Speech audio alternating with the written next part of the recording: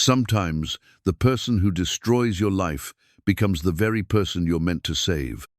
On Christmas Eve, Jonas Calder watched his world crumble when billionaire Damien Hawthorne's security escorted him off the shipyard, docks another casualty of corporate cost-cutting.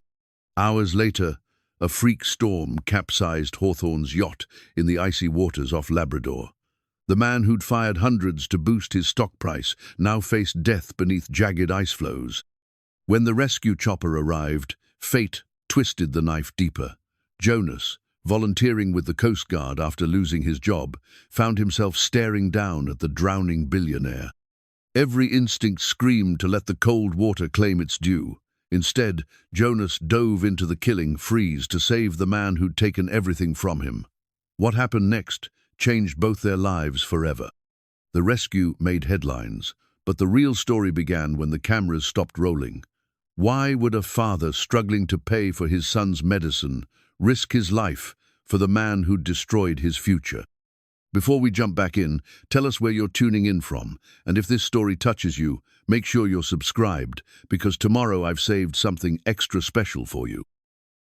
The morning light filtered through the frost-covered windows of Jonas Calder's kitchen, casting long shadows across the stack of medical bills that had become as much a part of his daily routine as his morning coffee. He sat at the worn wooden table his father had built 40 years ago, the same table where he'd once helped his late wife Sarah grade papers when she was still teaching at the elementary school. Now it served as command central for managing his son's complex medical needs.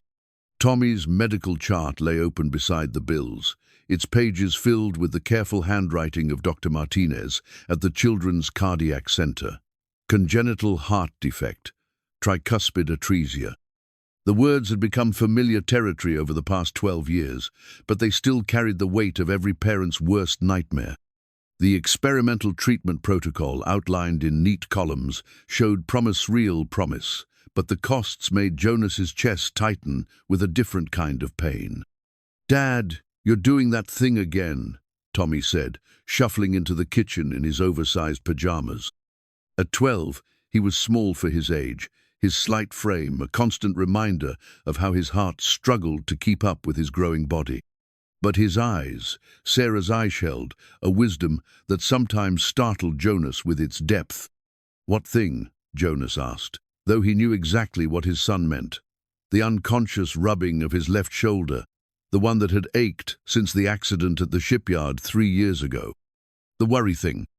The one where you stare at those papers like they're going to magically change if you look hard enough." Tommy poured himself a glass of orange juice with the careful movements of someone who'd learned to conserve energy. "Dr. Martinez says the new treatment is working. My numbers are better." Jonas smiled, the first genuine one he'd managed in weeks. "They are better. Much better." He folded the chart and tucked it into the drawer where he kept all of Tommy's medical records. "How about some breakfast? I've got time before my shift." The shift. Jonas had been the foreman at Hawthorne Maritime Shipyard for 15 years, working his way up from a green apprentice who could barely tell a wrench from a rivet gun. The yard had been his second home, the crew his extended family. Men like Big Jim Kowalski, who'd taught him how to read blueprints by lamplight during the graveyard shift. Rosa Martinez, Dr. Martinez's wife, as it turned out, who ran the administrative office with the efficiency of a Swiss timepiece and the heart of a saint. The shipyard community was tight-knit by necessity. When the nor'easters hit and the harbor froze, they looked after each other. When someone got hurt, everyone pitched in. When Sarah had gotten sick, the guys had shown up with casseroles and offers to help with Tommy, their rough hands gentle as they ruffled his hair and promised everything would be all right. But everything wasn't all right, and hadn't been for a long time. The writing had been on the wall for months, scrawled in declining orders and worried conversations that stopped when management walked by. Hawthorne Maritime had been family-owned for 3 generations, but the current owner, Damien Hawthorne, was a different breed entirely. Jonas had met Damien exactly twice in person. The first time had been at a company-wide meeting where the young CEO had announced plans to modernize operations and increase efficiency. He'd stood at the front of the assembly hall in his perfectly tailored suit, speaking in the measured tones of someone who'd never worried about making rent or choosing between groceries and medicine. The second time had been last month, when Damien had toured the facility with a group of investors, their expensive shoes clicking against the concrete floors while they discussed redundancies and optimization. Jonas had watched from the welding bay as Damien pointed at different sections of the yard, his gestures sharp and decisive. There was something almost mechanical about the way he moved, as if he saw the world in terms of inputs and outputs rather than the lives that depended on those paychecks. When their eyes had met across the floor, Jonas had seen not malice, but something perhaps worse, indifference. The rumors started the next day. Layoffs were coming. Big ones. The kind that would gut the workforce and leave the survivors scrambling to do the work of 3 people. Jonas had been in the game long enough to know that when corporate consultants started sniffing around with their clipboards and stopwatches, pink slips weren't far behind. "Dad," Tommy's voice pulled him back to the present. "You're doing it again." Jonas laughed, surprised by the sound. "Sorry, buddy. Just thinking about work stuff." "Is it the bad kind of work stuff, or the regular kind?" Out of the mouths of babes, Jonas had tried to shield Tommy from the worst of it, but kids were perceptive. They picked up on the tension in their parents' voices, the way conversations stopped when they entered the room. Tommy had been through enough watching his mother fade away, enduring countless medical procedures, learning to live with limitations that no child should have to face. "It's the manageable kind," Jonas said, which wasn't entirely a lie. Everything was manageable until it wasn't. "Speaking of which, I should get going. Mrs. Chen will be here in a bit to take you to school." Tommy nodded, accustomed to the routine. Jonas's shift started at 7, and the school bus didn't run their route until 8:30. Mrs. Chen, their elderly neighbor, had been a godsend since Sarah's death, stepping in to help with the countless small tasks that single parenthood demanded.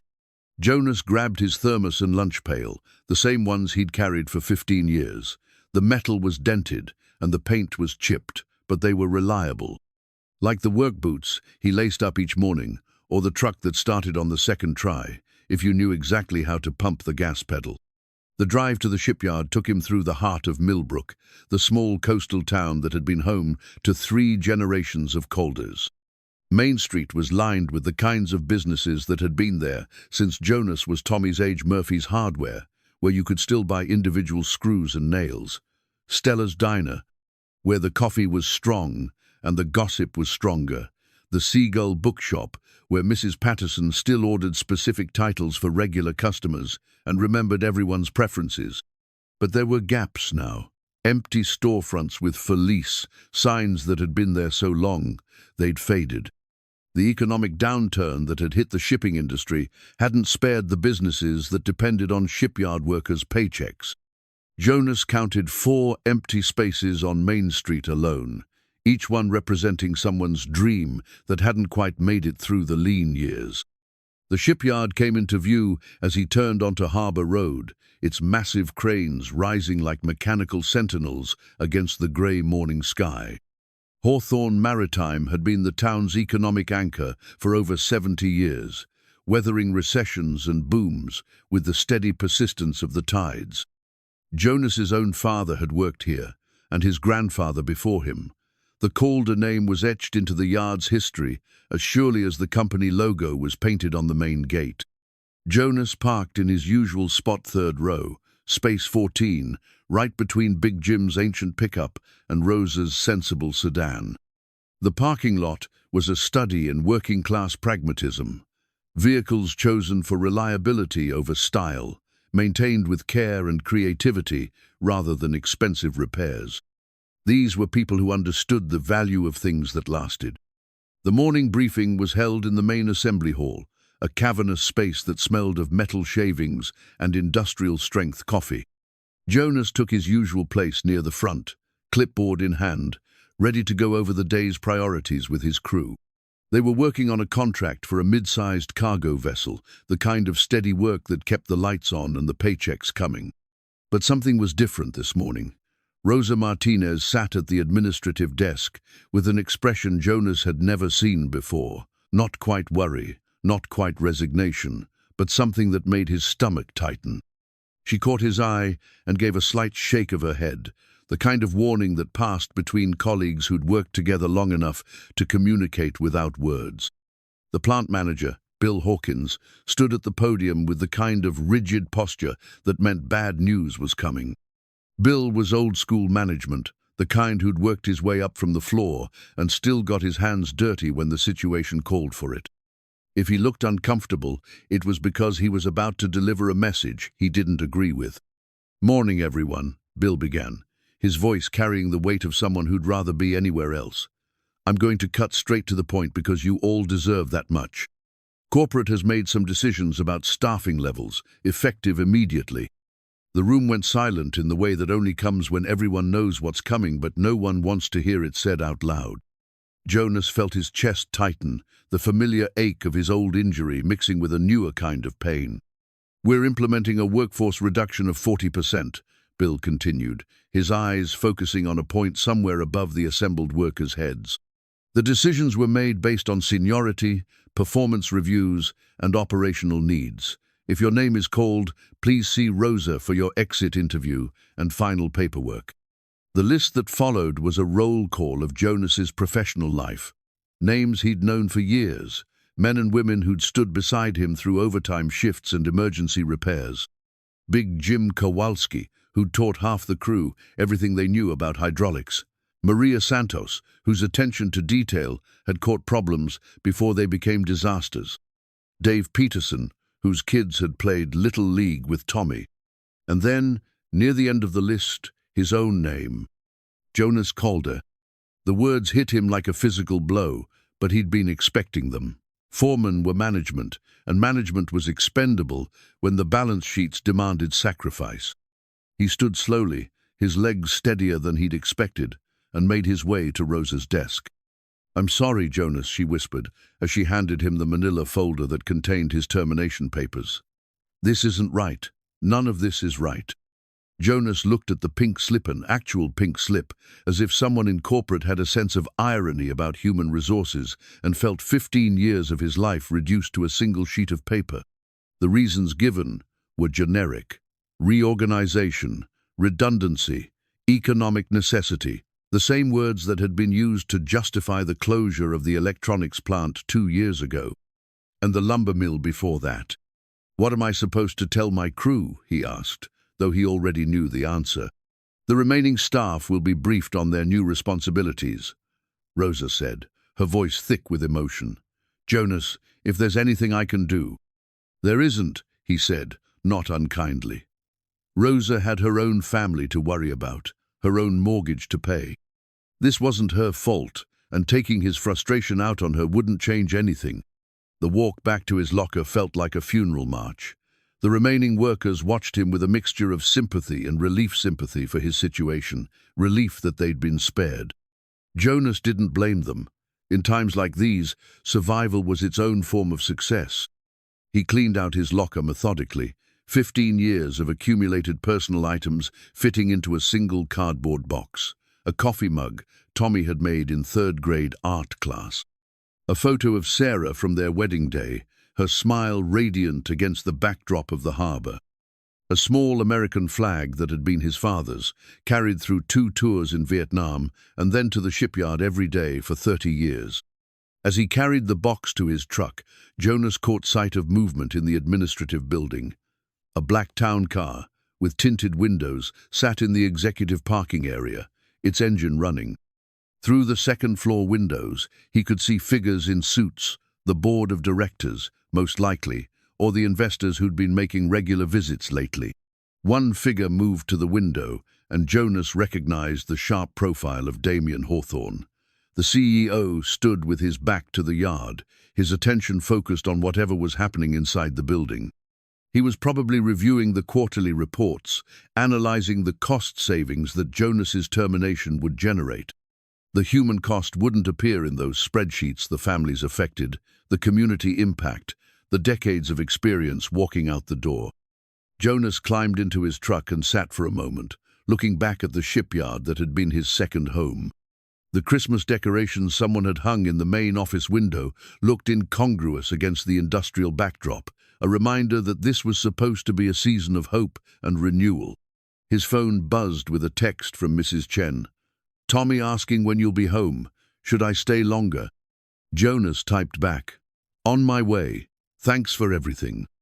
The drive home was a blur of familiar streets that suddenly felt different, as if he was seeing them through the eyes of someone who no longer belonged. At 38, he was too young to retire and too old to start over easily. The job market in Millbrook was limited, and most positions paid a fraction of what he'd been earning as a foreman. Tommy was waiting in the kitchen when he arrived, homework spread across the table where the medical bills had been that morning. Mrs. Chen had stayed long enough to make sure Jonas was all right, her weathered hands gentle on his shoulders as she whispered words of encouragement in a mixture of English and Mandarin. "Dad?" Tommy looked up from his math worksheet, his expression worried. "Why are you home so early? Are you sick?" Jonas set the cardboard box on the counter and sat down beside his son. There was no easy way to explain unemployment to a 12-year-old, no gentle way to discuss the reality that their already tight budget had just gotten much tighter. "I lost my job today, buddy," he said simply. "The company had to let some people go, and I was one of them." Tommy's face went through a series of expressions, confusion, worry, and then something that looked remarkably like determination. "Does that mean we can't afford my medicine anymore?" The question hit Jonas harder than the pink slip had. This was what kept him awake at night, the arithmetic of poverty that no parent should have to calculate. Tommy's medication cost $800 a month, even with insurance. The experimental treatment that Dr. Martinez had recommended would cost significantly more. "We'll figure it out," Jonas said, and meant it. "I'm going to find another job, and in the meantime, I've got some savings." Some savings, enough to cover maybe 2 months of expenses, if they were careful. After that, they'd be looking at choices no family should have to make. That evening, after Tommy had gone to bed, Jonas sat at the kitchen table with his laptop, scrolling through job listings and trying to ignore the growing pit in his stomach. The unemployment benefits would help, but they wouldn't cover the medical expenses. He'd already looked into state assistance programs, but the waiting lists were long and the requirements complex. His phone rang, and he was surprised to see Bill Hawkins' name on the caller ID. "Jonas, I hope I'm not calling too late," Bill said, his voice tired. "I wanted to reach out personally. What happened today, it's not right, and I want you to know that." "I appreciate that, Bill. I really do. Listen, I've been working on something. The Coast Guard Auxiliary Unit has been looking for experienced volunteers, especially with the winter storm season coming up. I know it's not paid work, but they provide training and certification, and it's the kind of thing that looks good on a resume." Jonas felt something stir in his chest, not quite hope, but not despair either. He'd always been drawn to the water, had considered the Coast Guard when he was younger, before settling into the more stable world of shipyard work. "I'm interested," he said. "When would I start?" "There's a training session this weekend. I can put in a word for you if you'd like." After they hung up, Jonas sat in the quiet kitchen, listening to the old house settle around him. Through the window, he could see the harbour lights twinkling in the distance, the same view that had comforted him as a child. Sarah used to say that the ocean was patient. It wore down the hardest rocks, not through force, but through persistence. He thought about Damien Hawthorne, standing in his office window, looking out at the lives he'd just disrupted with the stroke of a pen. Tomorrow, the man would probably go home to his mansion, secure in the knowledge that his shareholders would be pleased with the cost savings. He'd never know the names of the people he'd laid off, never see the faces of the children who'd be affected by his decisions. But Jonas would remember. He'd remember every face, every family, every dream that had been shelved because of corporate necessity. And someday, somehow, he'd find a way to make it right. The medical chart lay in the drawer, its pages filled with hope and possibility. Tommy was responding well to treatment, his heart growing stronger with each passing month. That was what mattered, not the job, not the money, not the uncertainty that lay ahead. As long as his son was healthy, they could face whatever came next. Jonas closed the laptop and headed upstairs, pausing at Tommy's door to listen to the steady rhythm of his breathing.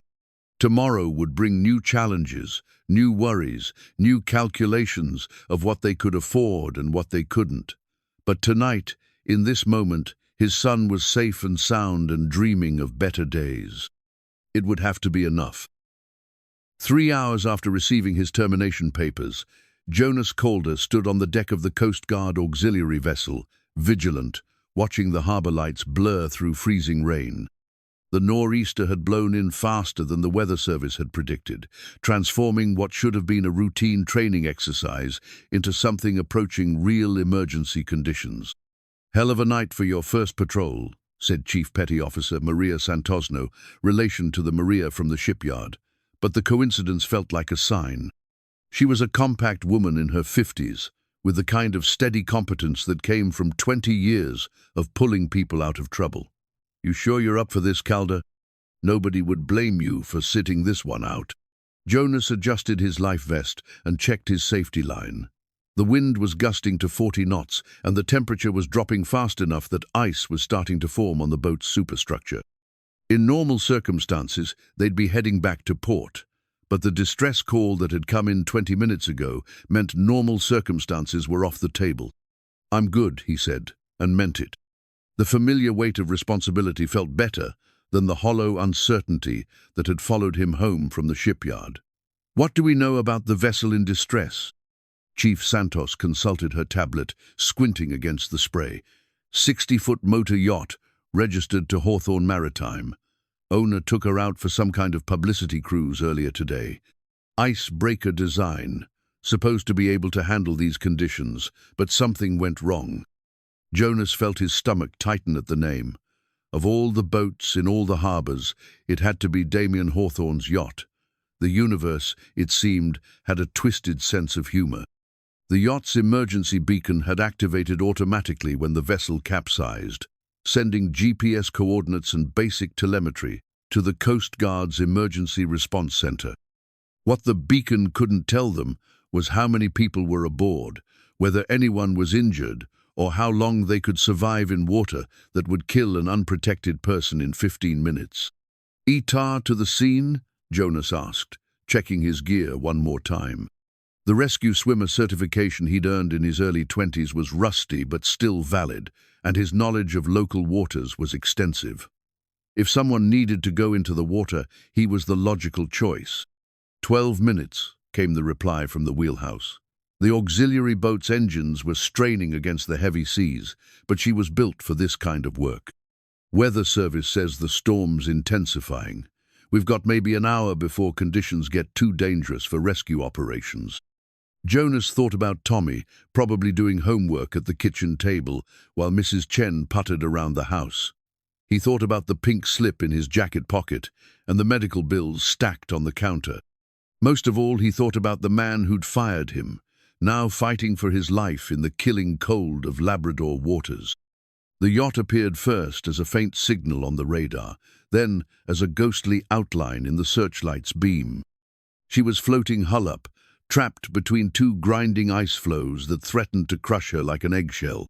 The sight made Jonas's blood run cold, not from the temperature, but from recognition of just how dire the situation was. "Jesus," Chief Santos breathed. "How long has she been like that?" "Beacon activated 43 minutes ago," the radio operator reported. "If there are survivors, they're either in the water or trapped in an air pocket."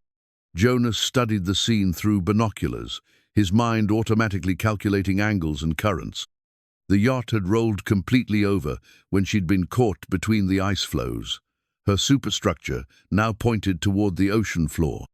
The emergency beacon was still transmitting from somewhere inside the hull, which meant at least part of the vessel remained watertight. "There," he said, pointing to a dark spot near the yacht's stern. Emergency escape hatch. It's designed to be open from inside, but if someone's trapped, we might be able to cut them out. The rescue operation that followed was a study in controlled chaos. The auxiliary boat had to be positioned carefully to avoid being crushed by the same ice floes that had claimed the yacht, while Jonas prepared for what could very well be a recovery mission rather than a rescue. Water temperature was 31 degrees Fahrenheit. Survival time for an unprotected person was measured in minutes, not hours. Jonas clipped his safety line to the boat's tether system and checked his dry suit one final time. The suit would protect him from hypothermia for perhaps 20 minutes, long enough to reach the yacht and assess the situation, but not long enough for extended rescue operations. "Remember," Chief Santos said, her hand on his shoulder, "if you can't get them out quickly, you come back. We can't save them if we lose you too." Jonas nodded and slipped over the side into water so cold it felt like liquid electricity. The dry suit worked perfectly, but he could still feel the ocean's killing embrace through the neoprene. He had minutes to find survivors, if any existed, and get them to safety. The swim to the yacht took longer than expected. The ice floes were constantly moving, grinding against each other with sounds like distant thunder. Jonas had to dodge chunks of ice the size of refrigerators while fighting a current that seemed determined to sweep him away from his target. The yacht's hull loomed above him like a metallic cliff, her emergency lighting still functioning despite the vessel's inverted position. Jonas found the escape hatch and hammered on it with the pommel of his diving knife, listening for any response from inside. The answer came as a weak tapping from within. Someone was alive. Jonas keyed his radio. "Vigilant, this is Swimmer 1. I've got survivors inside the hull, attempting entry through the emergency hatch." The hatch mechanism was designed to be operated from inside, but Jonas had brought bolt cutters for exactly this situation. The metal was thick and the angle was awkward, but desperation gave him strength. After 3 minutes of cutting, the hatch gave way with a screech of protesting metal. The compartment beyond was an air pocket, partially flooded but with enough breathing space for one person to survive. That person was Damien Hawthorne, barely conscious and clinging to an emergency flotation ring. His lips were blue with hypothermia, and his eyes struggled to focus as Jonas squeezed through the hatch opening. "Sir, can you hear me?" Jonas shouted over the sound of grinding ice. "I'm Coast Guard Auxiliary. We're going to get you out of here." Hawthorne's eyes widened as he recognized Jonas, even in the dim emergency lighting. For a moment, neither man spoke. The irony of the situation was lost on neither of them. The man who'd been fired for redundancy was now the only thing standing between his former boss and a frozen grave. "Calder?" Hawthorne's voice was weak, barely audible above the sounds of the dying yacht. "You came." "Yeah, well," Jonas said, checking Hawthorne for obvious injuries. "Bad habit of mine, helping people who don't deserve it."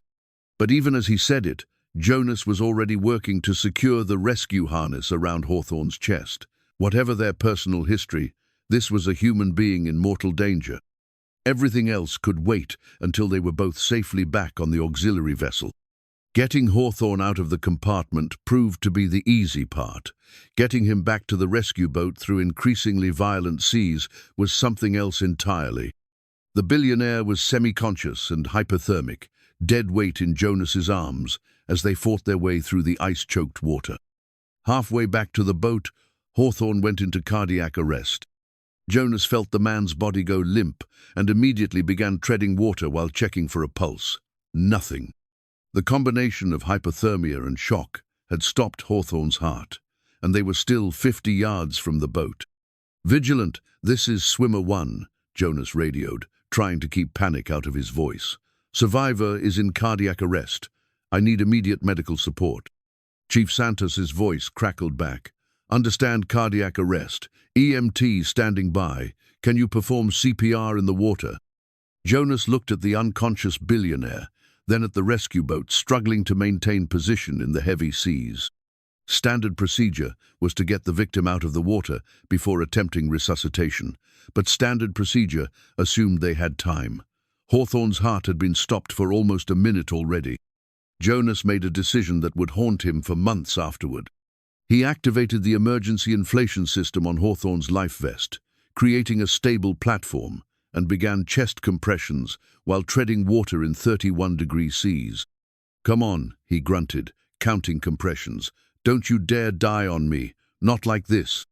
The portable defibrillator arrived courtesy of Chief Santos, who'd put on her own dry suit and swum out to assist. Together, they managed to get the device positioned while fighting waves that threatened to separate them from their patient. "Clear," Santos shouted, and Jonas felt the electrical shock travel through the water around them. "Nothing." "Again," Jonas said, resuming chest compressions. His own body was starting to feel the effects of prolonged cold exposure, but he refused to give up. "Come on, Hawthorne. You've got too much money to die poor." The second shock produced a weak pulse. The third brought Hawthorne back to gasping consciousness, his eyes wide with terror and confusion. By the time they hauled him onto the auxiliary vessel, Jonas was hypothermic himself, his hands shaking too badly to work the rescue equipment. The trip back to port was a blur of emergency medical procedures and radio calls to the trauma center. Hawthorne drifted in and out of consciousness, his body temperature dangerously low, despite the emergency warming blankets. Jonas sat beside him in the boat's tiny medical bay, monitoring vital signs and trying not to think about the implications of what had just happened. He'd saved the life of the man who'd destroyed his livelihood, the man whose corporate decisions had put Tommy's medical treatment at risk, the man who probably didn't even know the names of the workers he'd laid off that morning. "Why?" Hawthorne whispered as they approached the harbor. His voice was barely audible above the boat's engines, but Jonas heard him clearly. "Why what? Why did you save me, after what I did today?" Jonas looked at the shivering billionaire, seeing not a corporate tyrant, but a frightened human being who'd come within minutes of dying alone in the dark. "Because that's what you do," he said simply. "When someone's drowning, you pull them out. Everything else is just noise." The harbor was ablaze with emergency lights when they arrived. Ambulances, fire trucks, news, Van Serd of the rescue had already leaked, and the media was setting up for what would undoubtedly become a major story. Jonas could see the headlines forming. "Laid off worker saves boss's life. Christmas miracle in Millbrook Harbor. From pink slip to hero." As the paramedics loaded Hawthorne onto a stretcher, the billionaire grabbed Jonas's arm with surprising strength. "This isn't over," he said, his eyes clear despite the hypothermia. "What you did tonight, I won't forget it." Jonas watched the ambulance disappear into the storm, its red lights fading into the swirling snow. Around him, reporters were starting to gather, their questions sharp and insistent. But all he could think about was Tommy, probably asleep by now, unaware that his father had just pulled their worst enemy back from the edge of eternity. The yacht's distress beacon finally went silent as the vessel slipped beneath the ice, taking with it any evidence of what had really happened in those final moments. Only Jonas and Hawthorne would ever know the full truth that in the space between life and death, old grievances had become meaningless, and two men had discovered something that transcended their differences. As Jonas walked toward his truck, still wearing his dry suit and carrying his gear bag, he found the pink slip in his jacket pocket. The paper was damp and crumpled, but the words were still legible. He looked at it for a long moment, then folded it carefully and put it back. Tomorrow would bring new complications, new questions, new challenges, but tonight he'd pulled a drowning man from the killing cold, and that was enough. That was everything. The hospital bracelet around Damien Hawthorne's wrist read, John Doe, a clerical error that somehow felt appropriate, given how close he'd come to becoming exactly that. He stared at the plastic band as dawn filtered through the windows of Millbrook General's intensive care unit, his fingers tracing the raised letters while machines monitored the heart that had stopped beating in Jonas Calder's arms just 12 hours earlier. The irony wasn't lost on him. For 34 years, he'd worn his name like armor, the weight of 3 generations of maritime industry, success both protecting and constraining him. Hawthorne Maritime, Hawthorne Industries, the Hawthorne Foundation. Now, Reduced to a hospital bed and a mistaken identity bracelet, he felt more human than he had in years. "Mr. Hawthorne," Dr. Elizabeth Chen, Mrs. Chen's daughter, though he didn't know it, yet entered the room with the kind of quiet efficiency that marked the best medical professionals. "How are you feeling this morning?" "Like I died and came back," he said, and was surprised by how literally true that statement was. The memories of the capsized yacht were fragmented cold, darkness, the sound of metal grinding against ice.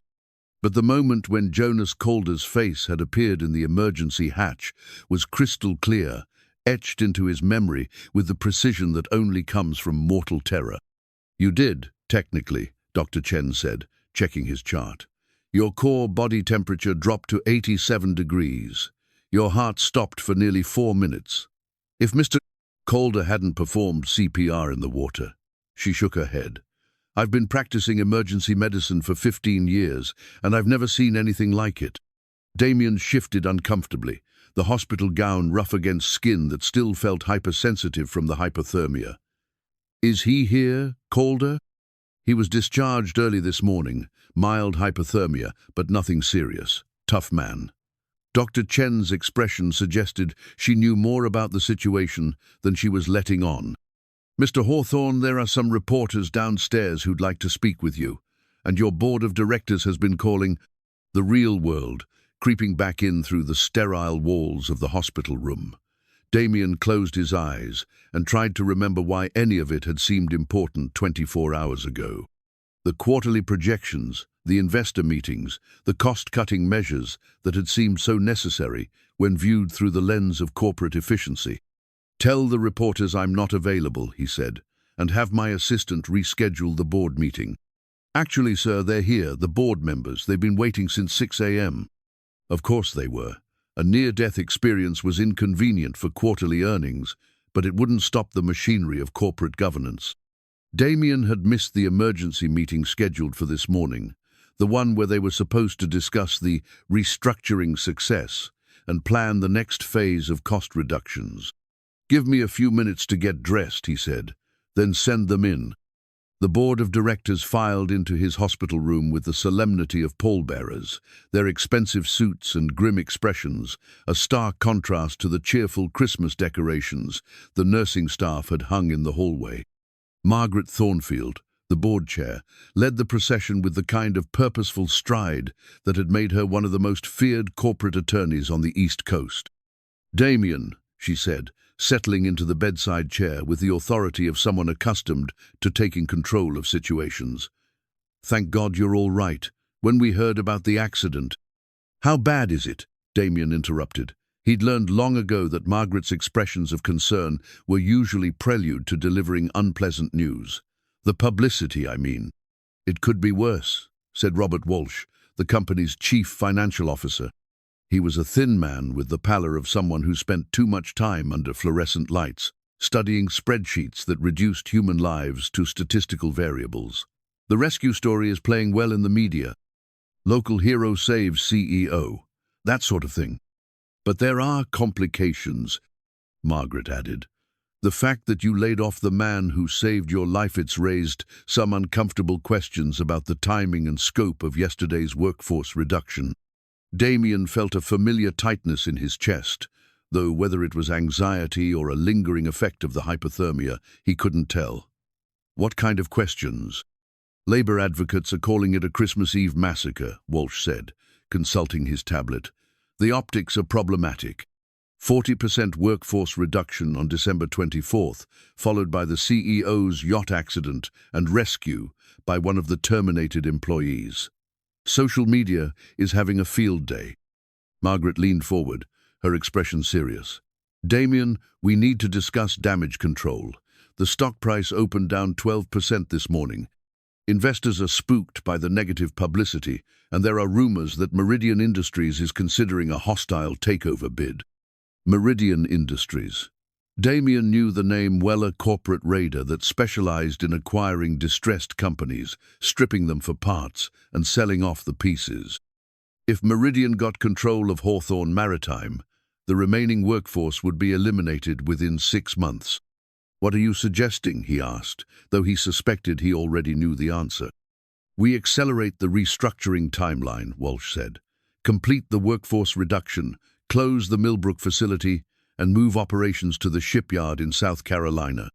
Lower labor costs, fewer regulatory complications, and we eliminate the negative associations with yesterday's incident. You want to shut down the whole operation here? Put the rest of the workers out of their jobs?" "It's the logical next step," Margaret said. "The Millbrook facility is outdated, the local labor market is expensive, and the community has clearly turned against us. Better to cut our losses and relocate to a more business-friendly environment." Damien stared at the hospital bracelet around his wrist, the mistaken John Doe label somehow more honest than the name he'd inherited. These people were talking about destroying the livelihoods of hundreds of families as if they were discussing the weather. A year ago, hell, a week ago, he would have seen the cold logic in their argument. "I need time to think about this," he said. Margaret's expression sharpened. "Damien, we don't have time. The market is reacting badly to the publicity, and every day we delay gives Meridian more opportunity to mount a takeover. We need decisive action." "I said I need time." The silence that followed was heavy with unspoken implications. Margaret exchanged glances with Walsh and the other board members, and Damien could practically see the calculations running behind their eyes. A CEO who hesitated in moments of crisis was a CEO who might need to be replaced. "Of course," Margaret said finally. "Take all the time you need, but remember fiduciary duty to our shareholders requires us to act in their best interests, regardless of personal sentiments." After they left, Damien sat alone in the hospital room, watching the snow fall outside his window. The view looked out over Millbrook's harbor, where the Coast Guard auxiliary boat that had saved his life was tied up at the dock. Somewhere in this town, Jonas Calder was probably dealing with his own morning after complications, soon employment benefits to file, medical bills to juggle, questions from reporters who wanted to turn him into a hero for the evening news. A soft knock at the door interrupted his brooding. "Mr. Hawthorne?" He turned to see a small boy standing in the doorway, holding a handmade card. The child was pale and thin, with the kind of careful movements that suggested chronic illness. Behind him stood an elderly Asian woman who bore a striking resemblance to Dr. Chen. "Tommy," the woman said gently, "maybe Mr. Hawthorne is too tired for visitors." "It's all right," Damien said, curious despite himself. "Come in." The boy approached the bed with the solemn courtesy of someone who'd spent a lot of time in hospitals. "I made this for you," he said, offering the card. "My dad said you almost died, and I thought you might like it." Damien took the card, which was decorated with crayon drawings of boats and rescue helicopters. Inside, in careful block letters, was written, "Thank you for giving my dad a chance to be a hero. Get well soon, Tommy Calder." The name hit him like a physical blow. This was Jonas Calder's Sontha child, whose medical expenses were probably weighing on the man who'd risked his life to pull a stranger from freezing water. "Your father is a brave man," Damien said, surprised by the thickness in his voice. "He says you just do what's right," Tommy replied. "Even when it's hard, even when people don't deserve it." Mrs. Chen placed a gentle hand on Tommy's shoulder. "We should let Mr. Hawthorne rest now." "Wait," Damien said as they turned to leave. "Tommy, is it? Your father, how is he doing? After last night, I mean." Tommy's expression grew serious. "He's okay, but he's worried about stuff. Grown-up stuff, you know, about money and my medicine and finding a new job." The child's honesty was like a knife in Damien's chest. Here was the human cost of corporate efficiency, standing in his hospital room with a handmade card and an innocent question about whether the man who'd saved his life would be able to afford his son's medication. After they left, Damien stared at the card for a long time, Tommy's words echoing in his mind. "You just do what's right, even when it's hard, even when people don't deserve it." It was a philosophy that would have been laughed out of any business school classroom, but it was the philosophy that had saved his life. He picked up his phone and called his personal assistant. "Linda, I need you to do something for me. Find out everything you can about Jonas Calder's situation. His employment history, his son's medical needs, his financial status. And Linda, this stays between us. The phone call that would change everything came an hour later. Margaret Thornfield again, her voice tight with barely controlled anger. Damien, we have a problem. Meridian Industries just announced a formal takeover bid. $38 per share. All cash. It's a lowball offer, but given the current stock price, shareholders might be tempted. Damien closed his eyes, feeling the weight of 3 generations of family legacy pressing down on him. His grandfather had built Hawthorne Maritime from nothing, starting with a single fishing boat and growing it into one of the region's largest employers. His father had expanded the business into shipping and logistics, creating hundreds of jobs and supporting thousands of families.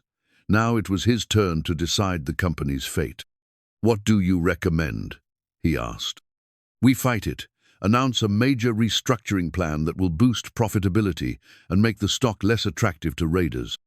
Close Millbrook, eliminate the remaining workforce, and consolidate operations in South Carolina. It's our only chance to maintain independence." Through the hospital window, Damien could see the town of Millbrook spread out below him, the businesses that depended on shipyard paychecks, the families who'd called this place home for generations, the community that had rallied around his rescue despite his role in their economic hardship. "Give me 24 hours, he said. "Damien, 24 hours, Margaret. That's all I'm asking." After hanging up, he sat in the gathering darkness, Tommy's card still clutched in his hands. Outside, Christmas lights were beginning to twinkle in windows throughout the town, a reminder that this was supposed to be a season of hope and renewal. Instead, he was faced with a choice that would determine not just his company's future, but the fate of everyone who depended on it. The John Doe bracelet around his wrist felt heavier than any burden he'd ever carried. Tomorrow, he would have to decide who he really was, the corporate executive who made hard choices based on shareholder value, or the man who owed his life to someone he'd wronged. In the space between those two identities lay the future of everything his family had built, and everything the people of Millbrook had left to lose. The pension fund statement arrived in Jonas Calder's mailbox 3 days after Christmas, delivered with the kind of bureaucratic timing that turned hope into ash. He sat at his kitchen table, the same spot where he'd opened his termination papers, and stared at numbers that told a story of betrayal spanning decades. Hawthorne Maritime Employee Pension Fund funded by 78%. Projected benefits reduced to 22% of promised amounts. Estimated timeline for complete fund depletion, 14 months. Jonas read the document twice, then a third time, the implications settling over him like a weight in his chest. 15 years of contributions, 15 years of promises about a secure retirement, reduced to a few paragraphs of corporate legalese. The men and women who'd built their lives around the shipyard hadn't just lost their jobs, they'd lost their futures. "Dad," Tommy appeared in the kitchen doorway, still wearing his pajamas despite it being nearly noon. The boy had been sleeping more since the rescue, his already delicate constitution struggling with the stress of their changed circumstances. "You're doing the worried thing again." Jonas folded the statement and slipped it into the drawer with the medical bills. "Just paperwork, buddy. How are you feeling today?" "Okay." Tommy moved carefully to the refrigerator, his movements more deliberate than usual. "Mrs. Chen called while you were outside. She said someone wants to talk to you." Before Jonas could ask who, a soft knock came at the front door. Through the window, he could see an expensive black sedan parked in his driveway, its chrome gleaming against the backdrop of his rust-stained pickup truck. The contrast was almost comical. Old Millbrook meeting new money on a quiet residential street where most families had lived for generations. The man at the door was impeccably dressed, despite the bitter December wind, his wool overcoat probably worth more than Jonas made in a month when he'd been employed. He was perhaps 40, with the kind of careful grooming that spoke of personal assistance and regular spa appointments. "Mr. Calder, my name is Richard Brennan. I work for Mr. Hawthorne." The man's smile was practiced but not entirely insincere. "I hope I'm not interrupting anything." Jonas stepped onto the porch, pulling the door closed behind him. Whatever this was about, he didn't want Tommy to overhear. "What can I do for you, Mr. Brennan?" "Mr. Hawthorne would like to speak with you. He asked me to extend a personal invitation for you to visit him at his home this afternoon." The request was so unexpected that Jonas almost laughed. "He wants me to come to his house? Why?" "I'm not privy to his specific intentions," Brennan said, though his expression suggested he knew more than he was letting on. But he was quite insistent that it be today, if possible. Jonas looked back at his modest home, then at the expensive sedan waiting in his driveway. The whole situation felt surreal, the fired foreman being summoned to the mansion of the man who'd nearly died in his arms. "What if I say no? Then I'll tell him you declined, and that will be the end of it." Brennan's tone was matter-of-fact, without pressure or manipulation. "But between you and me, Mr. Calder, I think you might want to hear what he has to say." An hour later, Jonas found himself being driven through the affluent neighborhood where Millbrook's wealthy residents had built their estates overlooking the harbor. The Hawthorne mansion sat on 15 acres of carefully manicured grounds, its colonial architecture, speaking of old money and older traditions. Jonas had driven past the place countless times on his way to work, but he'd never imagined he'd be walking up to the front door as an invited guest. Damien Hawthorne answered the door himself, which was the first surprise. The second was how different he looked, pale and drawn, moving with the careful deliberation of someone still recovering from hypothermia. Gone was the polished corporate executive. In his place was a man who looked like he hadn't slept in days. "Calder," he said, extending his hand. "Thank you for coming." Jonas shook the offered hand, noting its warmth against his own cold fingers. "Mr. Hawthorne." "Damien, please. I think we're past formalities." He gestured toward the interior of the house. "Come in. Can I offer you coffee? Something stronger?" The mansion's interior was exactly what Jonas had expected. Expensive furniture, original paintings, the kind of understated luxury that money could buy but not always taste. But there were unexpected touches, too. Children's books scattered on a side table, a half-finished jigsaw puzzle spread across a coffee table, family photographs that showed a softer side of the corporate titan. "You have children?" Jonas asked, surprised. "No." Damien's expression darkened. "Those belong to my sister's kids. They visit sometimes." He led Jonas to a sitting room that looked out over the harbor, where the lights of the shipyard were visible in the distance. "Please, sit." Jonas settled into a leather chair that probably cost more than his monthly rent, feeling acutely aware of his second-hand clothes and work-worn hands. "I have to ask, why am I here?" Damien poured himself what looked like whiskey, despite it being early afternoon, then thought better of it and set the glass aside. "I've been thinking about what happened the other night." "About what you did?" "I did my job, nothing more." "Your job?" Damien's laugh was bitter. "You didn't have a job. I'd fired you 6 hours earlier, remember? You had every reason to leave me in that water, and nobody would have blamed you for it." Jonas felt a familiar tightness in his chest, the old anger rising despite his attempts to suppress it. "Is that what you think?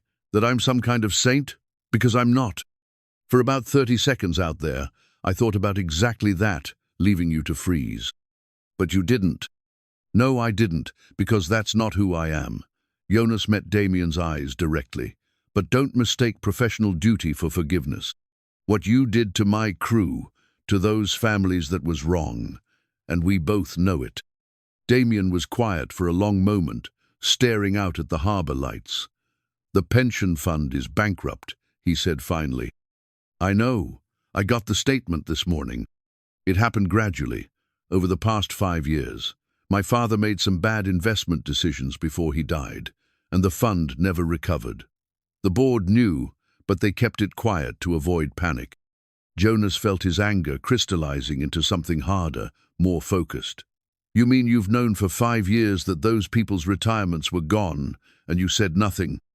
"I inherited a company that was bleeding money, Calder. Pension obligations we couldn't meet, payroll we couldn't sustain. Investors demanding returns that required cuts we couldn't make without destroying everything my grandfather built. Damien's voice was tight with frustration. Every decision I've made has been about trying to save what could be saved. By throwing good people away. By making impossible choices with no good options. Damien turned from the window, his expression weary. Do you know what the alternative was? Meridian Industries has been circling us like vultures for 2 years. If they take over, everyone loses their jobs. Everyone. At least this way, some people keep working. Jonas absorbed this information, feeling the complexity of the situation settling over him like a fog. Why are you telling me this? Because I have a proposition for you. Damien moved to his desk and pulled out a thick folder. I need someone I can trust, someone who understands the human cost of corporate decisions. I want to offer you a position as special safety advisor for a new project. Jonas almost laughed. You want to hire me back after firing me 3 days ago? I want to hire you for something completely different. Damien opened the folder, revealing technical drawings and financial projections. Humanitarian cargo transport through newly opened Arctic routes. We retrofit our existing ships for ice navigation, create a dedicated fleet for delivering medical supplies and emergency aid to remote communities. It's dangerous work, but it's also potentially profitable and it's work that matters. The drawings were impressive detailed modifications that would transform ordinary cargo vessels into ice-capable ships. Jonas studied the plans, his engineer's mind automatically cataloguing the challenges and innovations required. It was ambitious, risky, and exactly the kind of project that would normally be killed by corporate boards focused on quarterly profits. Why this? Why now? Because someone has to try to fix what's broken. The Arctic is opening up whether we like it or not. Climate change is creating new shipping routes, but also new responsibilities. Communities that have been isolated for centuries suddenly have access, but they also need supplies, medicine, emergency evacuation capabilities. Damien's voice gained strength as he spoke. We have the expertise, we have the ships, and we have the opportunity to do something that's both profitable and meaningful. Jonas looked up from the plans. And the catch? We have 90 days to prove the concept works, 90 days to retrofit a ship, complete successful Arctic trials, and demonstrate that the project is commercially viable. If we succeed, the board will approve full implementation. If we fail, Meridian takes over and everyone loses their jobs anyway. Exactly. Damien met Jonas's eyes directly. The salary would be double what you were making as foreman. Full medical benefits for you and Tommy, including coverage for experimental treatments. And if the project succeeds, there would be permanent positions for most of the laid-off workers. Jonas felt his heart skip a beat at the mention of medical coverage. Tommy's treatment costs had been weighing on him like a stone, and the prospect of comprehensive health care was almost too good to believe. But he'd learned to be suspicious of offers that seemed too generous. What's the real reason you're doing this? He asked. And don't tell me it's guilt over the rescue. Corporate executives don't restructure their companies because of one night in the water. Damien was quiet for a long moment, his fingers drumming against the desk. My grandfather started this company with one fishing boat and a dream of providing good jobs for his neighbors. My father expanded it into something bigger, but he never forgot that foundation. When I took over, I thought success meant maximizing shareholder value, cutting costs, improving efficiency. He gestured toward the harbor, where the shipyard's lights twinkled in the gathering dusk. But lying in that hospital bed, wearing a bracelet that said John Doe, because someone had made a mistake, it made me think about what really matters, about what kind of legacy I want to leave. Pretty speeches don't pay the bills, Jonas said, though he could hear the doubt creeping into his own voice. No, they don't, but this project could. The Arctic transport market is projected to be worth $50 billion over the next decade. If we get in early, if we establish ourselves as the premier provider of humanitarian logistics in the Arctic, we could be more profitable than we've ever been. Jonas studied the technical drawings again, seeing possibilities he hadn't noticed before. The modifications were elegant, practical, exactly the kind of engineering challenge that had drawn him to shipbuilding in the first place. You've really thought this through. I've had 3 days to think about nothing else. Damien's voice carried a note of desperation that made Jonas look up sharply. Calder, Jonas, I'm not asking you to forgive me for the layoffs. I'm asking you to help me find a way to make them right. The silence stretched between them, filled with the weight of unspoken history and uncertain futures. Jonas thought about the pension fund statement in his kitchen drawer, about Tommy's medical bills, about the faces of his former co-workers who were probably spending this afternoon filing unemployment claims and updating resumes. The 90-day deadline, he said finally. That's not arbitrary, is it? The board is planning something. Damien's expression confirmed his suspicions. Margaret Thornfield wants to accelerate the shutdown of the Millbrook facility. She's convinced the board that it's the only way to fight off the Meridian takeover. If we can't prove this project is viable within 90 days, she'll have the votes to close everything and move operations to South Carolina, leaving the entire community out of work, leaving the entire community to die, slowly but surely. Without the shipyard, Millbrook becomes another ghost town. Jonas closed the folder and stood up, moving to the window that overlooked the harbor. In the distance, he could see his own modest neighborhood, where families were probably gathered around dinner tables, discussing uncertain futures and diminished prospects. The weight of their expectations, their hopes, their fears, all seemed to rest on his shoulders.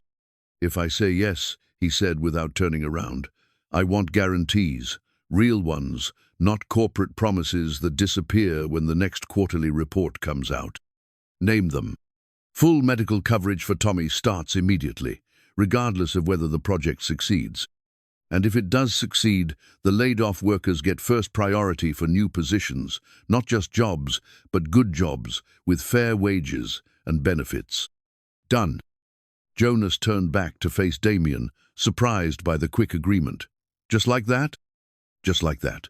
But I need your answer today. The board meets tomorrow morning, and I need to present a united front. If you're in, we start immediately. If you're not, I'll be fighting Meridian with corporate lawyers instead of ice-breaking ships. Jonas felt a grim smile tugging at his lips. Not much of a choice, is it? No, Damien admitted. It's not. Jonas thought about Tommy, about the other families in his neighborhood, about the pension fund statement that had arrived like a final nail in the coffin of their economic security.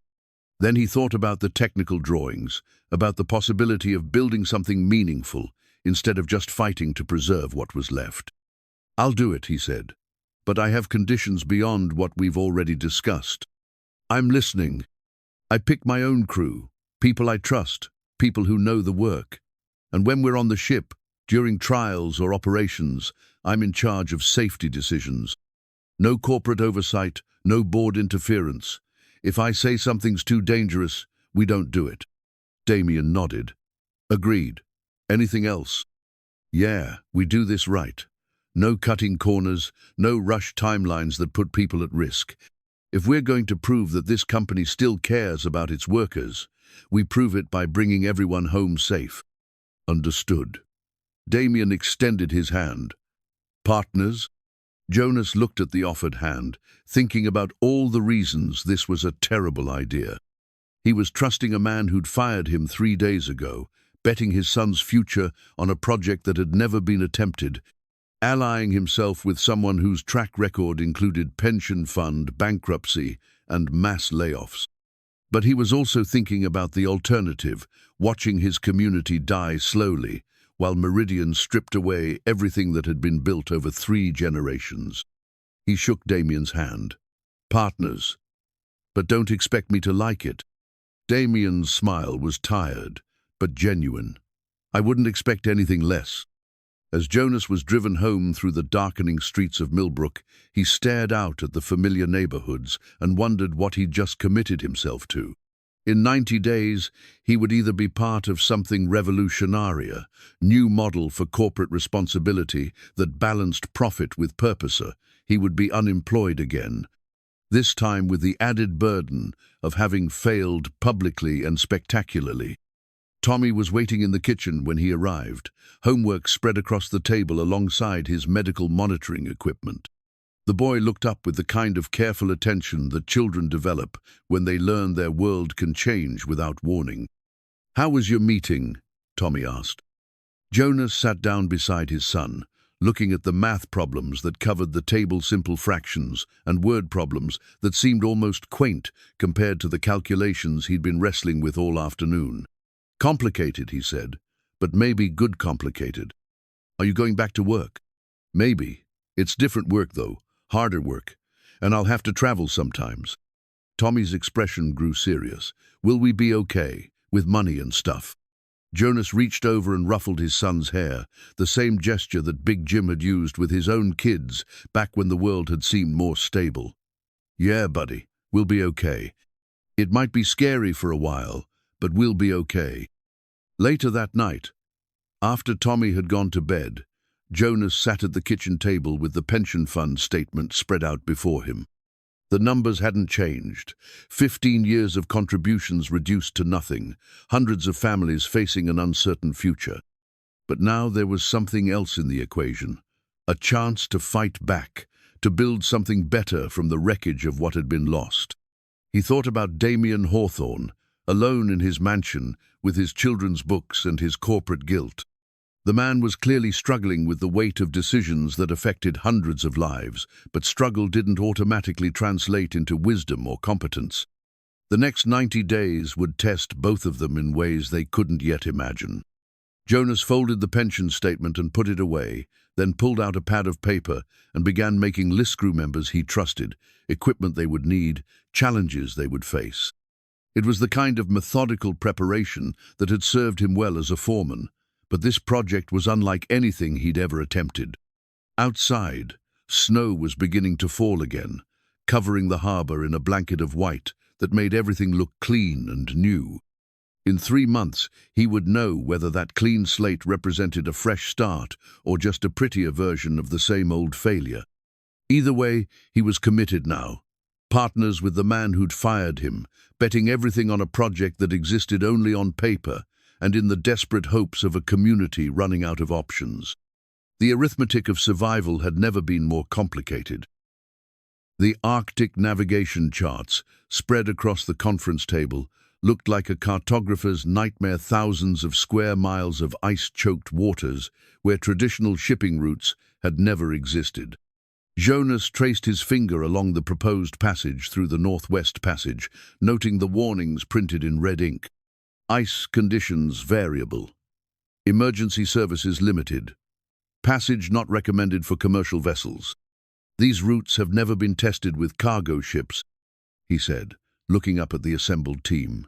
"We're talking about waters that have been frozen solid for thousands of years, opening up faster than anyone expected." Damien stood at the head of the table, looking more energized than Jonas had seen him since the rescue. 3 weeks into the project, the corporate executive was transforming into something resembling an actual shipbuilder, sleeves rolled up, safety glasses hanging around his neck, steel-toed boots replacing his usual Italian leather. "That's exactly why we need to be first," Damien said. "Climate change is creating these opportunities whether we're ready or not. The question is whether we're going to lead the way or follow someone else's wake." The rest of the team exchanged glances around the table. Jonas had handpicked each of them from the ranks of the laid-off workers, men and women who understood both the technical challenges and the human stakes involved. Big Jim Kowalski, whose knowledge of ship systems was encyclopedic. Maria Santos, the shipyard. Maria, not the Coast Guard chief, whose welding expertise would be crucial for the hull modifications. Dave Peterson, whose engineering background made him the logical choice for overseeing the ice-strengthening work. "The insurance companies are calling it suicide," Maria said, consulting her tablet. "Lloyd's of London won't even give us a quote for coverage. They're saying the risk factors are incalculable, which is exactly why we need to prove it can be done safely," Jonas replied. "If we demonstrate that ice-class cargo ships can navigate these routes reliably, we'll have a monopoly on Arctic humanitarian transport for years." Big Jim leaned back in his chair, which creaked ominously under his weight. "What about crew training? These aren't coastal waters we're talking about. One mistake up there, and help is 1,000 miles away. We start with simulation training next week, Damien said. Full bridge simulators configured for Arctic conditions, ice navigation, emergency procedures, cold weather survival. No one goes north until they've passed every certification. Dave Peterson, who'd been quietly studying the technical specifications, looked up with a frown. The timeline worries me. 90 days to modify a ship, train a crew, and complete successful trials.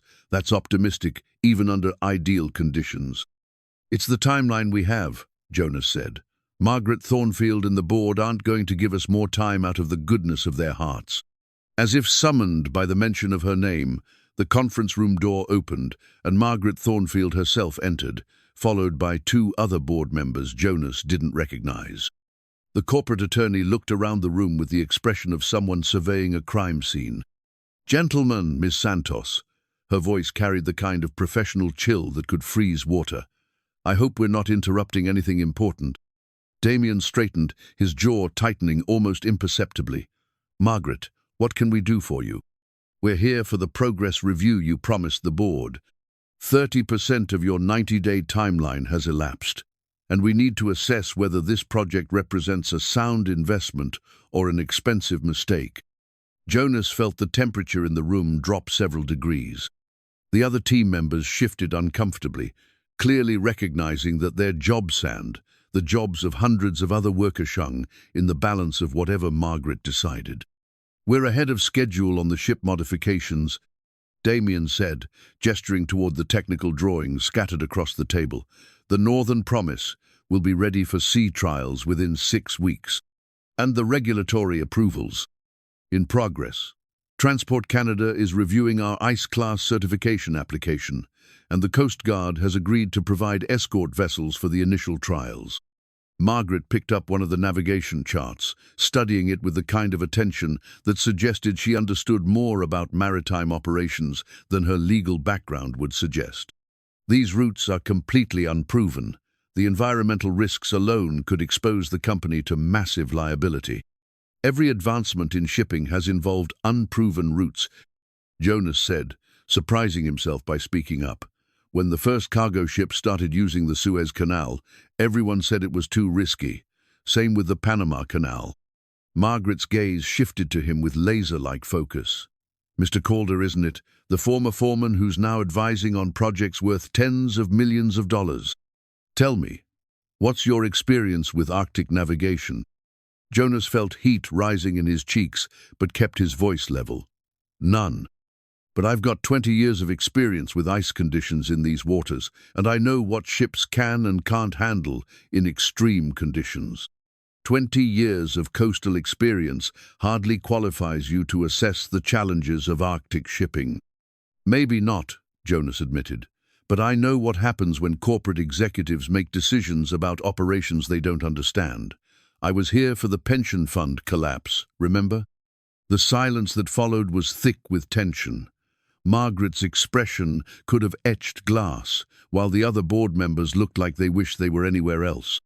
Damien appeared to be calculating whether to defend Jonas or distance himself from the comment. "The pension fund situation is precisely why we need realistic assessments of project viability," Margaret said finally. "This company cannot afford another expensive failure." Big Jim cleared his throat, breaking the tension. "Ma'am, with respect, we've all seen expensive failures. Usually they happen when people who've never worked with their hands make decisions about what people who do work with their hands can accomplish."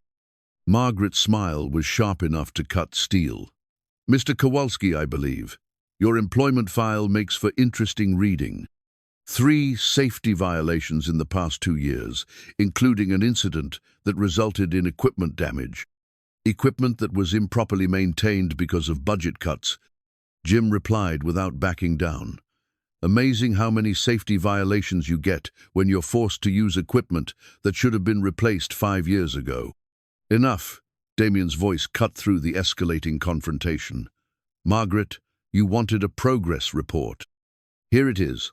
We're on schedule for ship modifications, ahead of schedule for crew training, and we have provisional regulatory approval for limited trials. The project is proceeding exactly as planned. And if it fails, then we'll have learned something valuable about Arctic shipping, and the company will be positioned to benefit from that knowledge in future projects. Margaret closed the navigation chart and set it back on the table with deliberate precision. Mr. Hawthorne, this board has a fiduciary responsibility to protect shareholder interests. We cannot continue to fund projects based on optimism and good intentions. No, Damien agreed. But we also can't grow the company by playing it safe. Every successful business involves calculated risks. The key word being calculated. This project feels more like gambling. Margaret gathered her papers and stood to leave. You have 60 days remaining. I suggest you use them wisely. After the board members left, the conference room felt like a battlefield after the smoke had cleared.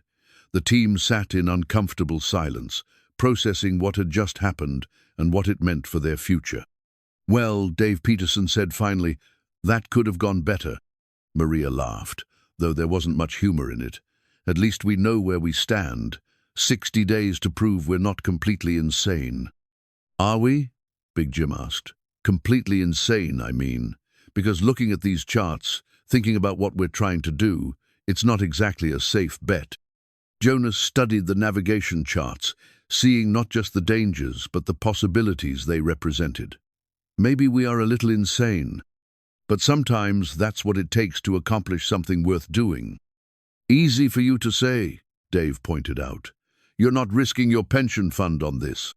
None of us have pension funds anymore, remember? Jonas's voice was dry. That ship sailed along with our job security. Damien, who had been uncharacteristically quiet since Margaret's departure, finally spoke up. She's not wrong, you know. The risks are enormous, and if we fail, it won't just be our careers on the line. It'll be the entire community. So what are you saying? Maria asked. That we should quit? Walk away and let Meridian strip the company for parts? I'm saying we need to be honest about what we're up against. Margaret isn't our only problem. Even if we succeed in proving the concept, the board could still vote to shut down the Millbrook operation. They could take our success and use it to justify moving everything to a cheaper location. Jonas felt a familiar tightness in his chest, the same feeling he'd had when reading the pension fund statement, the same sensation that had accompanied every piece of bad news over the past month. Then why are we doing this? Because it's the only chance we have, Damien said simply, and because someone needs to prove that companies can do well by doing good. Big Jim snorted. Sounds like something you'd read on a motivational poster. Maybe, but it's also true. Damien moved to the window that looked out over the shipyard, where work was progressing on the Northern Promise. My grandfather built this company on the idea that treating workers well was good business. My father expanded that philosophy but never lost sight of it. I lost my way for a while, got caught up in quarterly reports and shareholder expectations, but what happened out there in the water, it reminded me of what really matters. Pretty speeches are nice, Jonas said, but they don't guarantee success. We need more than good intentions to make this work. You're right. We need expertise, resources, and a little bit of luck. Damien turned back to the team. The expertise is sitting around this table. The resources are being invested in ship modifications and training programs. As for luck, well, sometimes you make your own luck. Maria gathered up the navigation charts, rolling them carefully to prevent creasing. So what's our next move? Jonas looked around the table at the faces of people who'd become more than co-workers. They were partners in an endeavor that could reshape their entire industry or destroy their careers. We get back to work. We modify that ship, train our crew, and prove that Arctic humanitarian transport isn't just possible, it's profitable. And if Margaret and the board try to shut us down before we can prove anything, then we make sure they can't ignore our success. Jonas stood up, feeling the weight of leadership settling on his shoulders. 60 days to change everything. Let's make them count. As the team filed out of the conference room, Jonas lingered behind with Damien, studying the navigation charts one more time. The Arctic route spread before them like a challenge written in ice and possibility, dangerous and promising in equal measure. "Are we really going to pull this off?" Damien asked quietly. Jonas thought about Tommy, about the medical bills that were now covered by his new insurance, about the faces of workers who'd been laid off and were counting on this project to restore their livelihoods. "We don't have a choice," he said. "Failure isn't an option." "No pressure then?" "None at all." Jonas rolled up the last of the charts, handling them with the care they deserved. "Just the future of everyone we've ever worked with." Outside, the January wind was picking up, carrying with it the promise of storms to come. In 6 weeks, they would take the Northern Promise into waters that had never seen a cargo ship, testing technology and techniques that existed mostly in theory. The margin for error was essentially zero, and the consequences of failure were measured in hundreds of lost jobs and a community's economic collapse. But for the first time since receiving his pink slip, Jonas felt something that might have been optimism. They had a ship, they had a crew, and they had a mission that mattered. Whether that would be enough remained to be seen, but it was a start. The Arctic was waiting, patient and implacable as only the ice could be. In 60 days, they would find out whether human ingenuity and determination could chart a course through the impossible, or whether some challenges were simply too great to overcome. Either way, they were committed now. The navigation charts had been drawn, the course had been plotted, and there was no turning back. The childhood photograph was tucked between pages of a maritime safety manual, discovered by accident when Damien knocked over a stack of books in his home office. The image was faded and water-stained, showing a boy of perhaps 8 years old standing on the deck of a fishing boat, his small hands gripping the rail with white-knuckled intensity. Jonas picked up the photo, studying the terror in the child's eyes. "When was this taken?" Damien looked up from the spreadsheet he'd been reviewing, and his expression immediately darkened when he saw what Jonas was holding. "Put that back, please. The boat looks familiar. Local fishing fleet?" "It doesn't matter." Damien's voice carried a warning that Jonas chose to ignore. "The Mary Catherine. I remember her. Captain Rodriguez used to take kids out for harbor tours during the summer festival." Jonas looked more closely at the photograph, noting details he'd missed initially, the storm clouds in the background, the way the boy's clothes were soaked through, the life preserver that hung loose around his narrow shoulders. This wasn't a pleasure cruise. Damien snatched the photo from Jonas's hands and slammed it into the desk drawer. "We're here to discuss the propulsion modifications, not my childhood." But Jonas had spent enough time around trauma to recognize its signs. The way Damien's hands shook slightly when he was stressed, his obsessive need to control every aspect of their project planning, the way he checked and rechecked safety procedures with an intensity that went beyond reasonable caution. "What happened out there?" Jonas asked quietly. "Nothing that concerns you." "Everything about this project concerns me, especially if my partner has issues with being on boats in rough weather." The silence stretched between them, broken only by the sound of wind rattling the windows of Damien's study. Outside, another winter storm was building, the kind that would shut down harbor operations and send fishing boats scurrying for safe harbor. "I was 9, Damien said finally, his voice barely above a whisper. "My father thought I needed to understand the family business from the ground up. He arranged for me to spend a day with Captain Rodriguez, learning about commercial fishing operations." Jonas waited, sensing that pushing for details would only cause Damien to retreat further. There was a squall line moving in, but Rodriguez thought we could get back before it hit. He was wrong. Damien's eyes were fixed on the window, but Jonas could tell he was seeing something else entirely. The boat capsized 3 miles from shore. Rodriguez didn't make it out of the wheelhouse.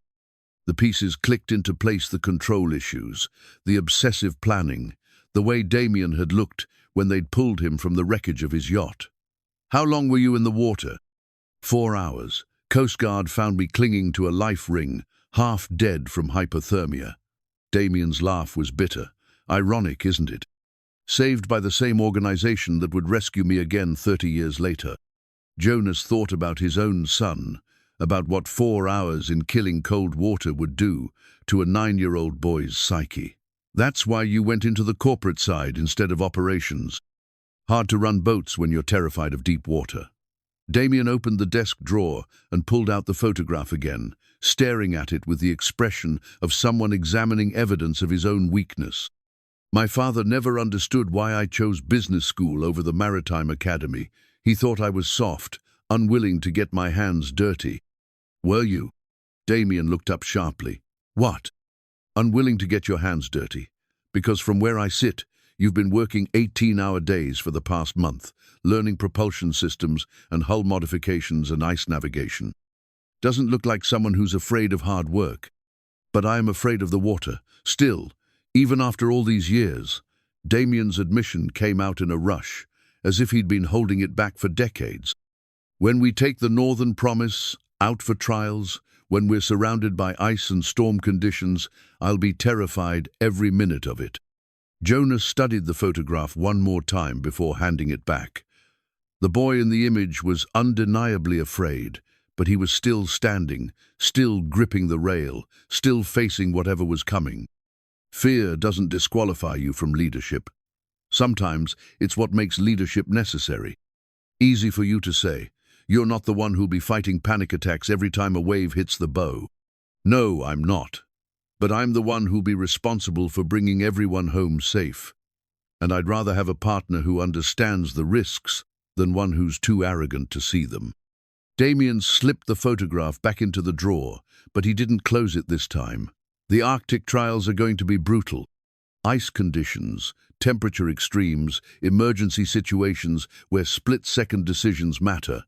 If I freeze up, then I'll make the decisions. That's why we're partners. Jonas leaned back in his chair, studying the man across from him. You know, when I first started working the shipyard, I was terrified of heights.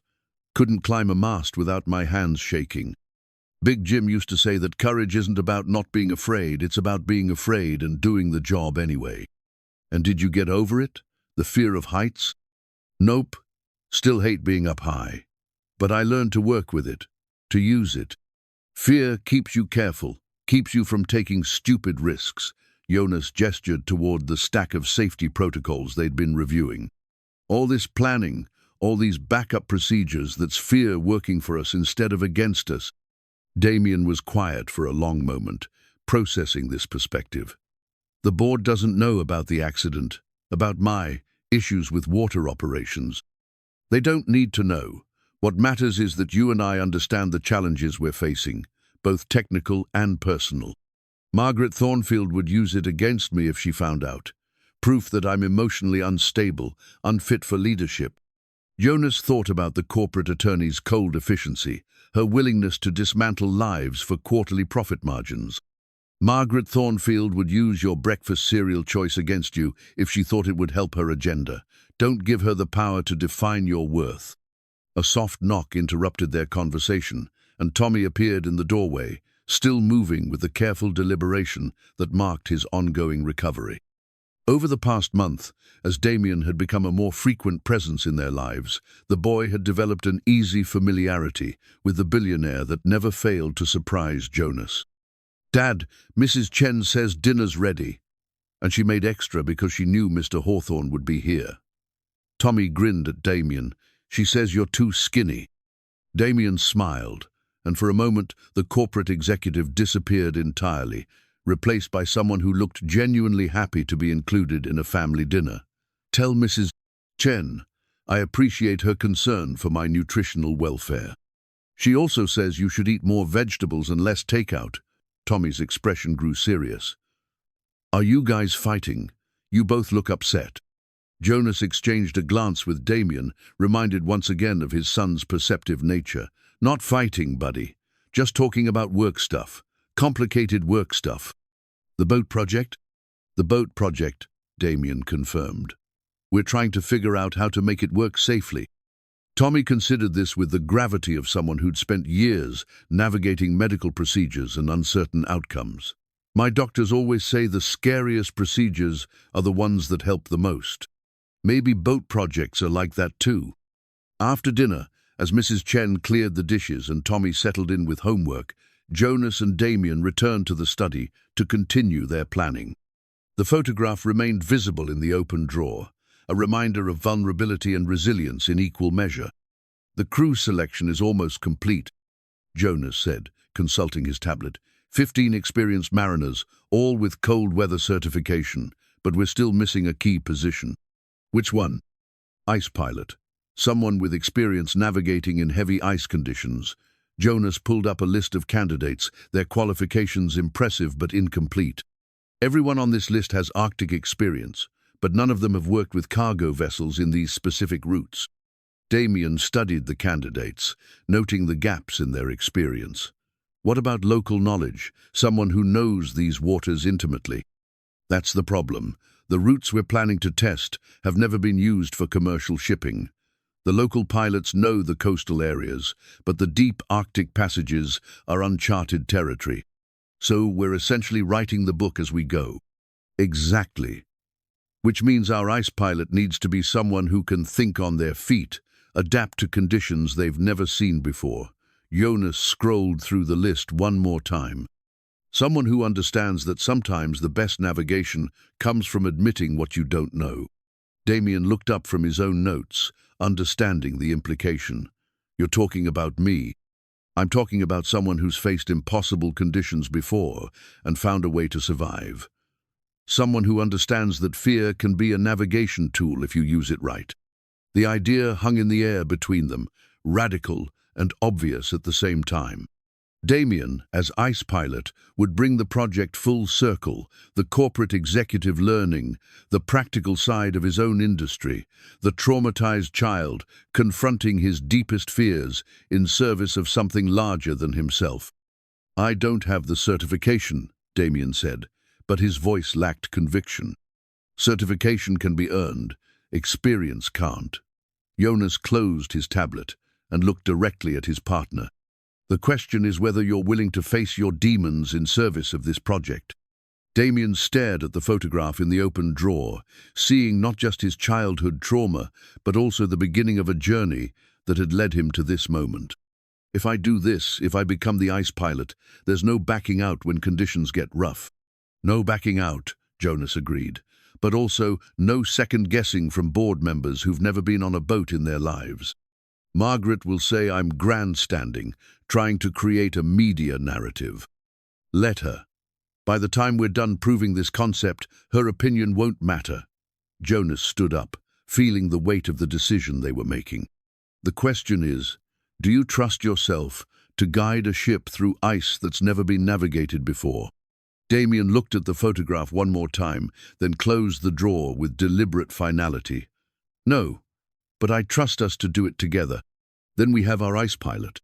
Outside, the storm was intensifying, driving snow against the windows with increasing force. In 6 weeks, they would take the Northern Promise into conditions that would make this winter storm look like gentle rain. They would navigate waters that existed only in satellite images and climate models, testing their ship and themselves against the harshest environment on Earth. But for the first time since the project began, Jonas felt genuinely confident in their chances. They had a ship, they had a crew, and now they had an ice pilot who understood that courage wasn't the absence of fear, it was the willingness to face fear in service of something worth saving. The boy in the photograph had survived 4 hours in killing cold water and grown up to save hundreds of jobs. Now the man he'd become would find out whether that same resilience could chart a course through the impossible, 1 degree of longitude at a time. The Arctic was waiting, patient and unforgiving as only the ice could be, but they were ready to meet it on its own terms, fear and all. The anonymous letter arrived on a Tuesday morning, slipped under Jonas's front door sometime before dawn while the rest of Millbrook slept. The envelope was unmarked, except for his name written in block letters, the kind of careful penmanship that suggested someone trying to disguise their handwriting. Jonas almost threw it away, assuming it was another piece of junk mail or perhaps a religious tract from one of the local churches. But something about the weight of the paper, the quality of the envelope, made him pause. He opened it over his morning coffee while Tommy ate breakfast and prepared for school. The letter inside was typed on plain white paper, single-spaced and businesslike in its brevity. Mr. Calder, you deserve to know what you're really fighting for. The 90-day deadline for your Arctic project isn't arbitrary. The board voted last month to ensure its failure regardless of technical success. Margaret Thornfield has already negotiated the sale of Hawthorne Maritime to Meridian Industries, contingent on proving the Millbrook facility is economically unviable. Your project is designed to fail, the timeline is impossible, the resources are insufficient, and the safety requirements have been deliberately understated. When the project fails, and it will fail, Thornfield will use it as justification for closing Millbrook entirely and selling to Meridian at a premium. Mr. Hawthorne doesn't know. He believes the board is acting in good faith, giving him a genuine opportunity to prove the concept. He's being played just as much as you are. The real plan is already in motion.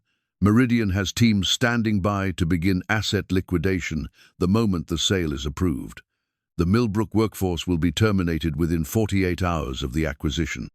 The facility will be stripped and sold for scrap. Check the shipping manifests for the past month. Notice how certain equipment orders for your project keep getting delayed or lost in transit. Notice how the regulatory approvals you were promised are taking longer than expected. These aren't coincidences. You have 3 weeks before the trap springs shut. Use them wisely. A friend. Jonas read the letter twice, then a third time, feeling a cold certainty settle in his stomach. The delays had been frustrating, but not unusual shipping. Schedules were always subject to weather and logistical complications. The regulatory holdups had seemed like typical bureaucratic inefficiency. But viewed through the lens of deliberate sabotage, the pattern became unmistakable. "Dad?" Tommy looked up from his cereal, noting his father's expression. "You look like someone died." "Not someone, buddy. Something." Jonas folded the letter and slipped it into his jacket pocket. "Finish your breakfast. Mrs. Chen will be here soon." The drive to the shipyard felt different this morning, as if he was seeing the familiar streets through new eyes. Every delay, every complication, every bureaucratic hurdle suddenly made sense when viewed as part of a larger plan to ensure failure. The game had been rigged from the beginning, and he'd been too focused on the technical challenges to notice the manipulation.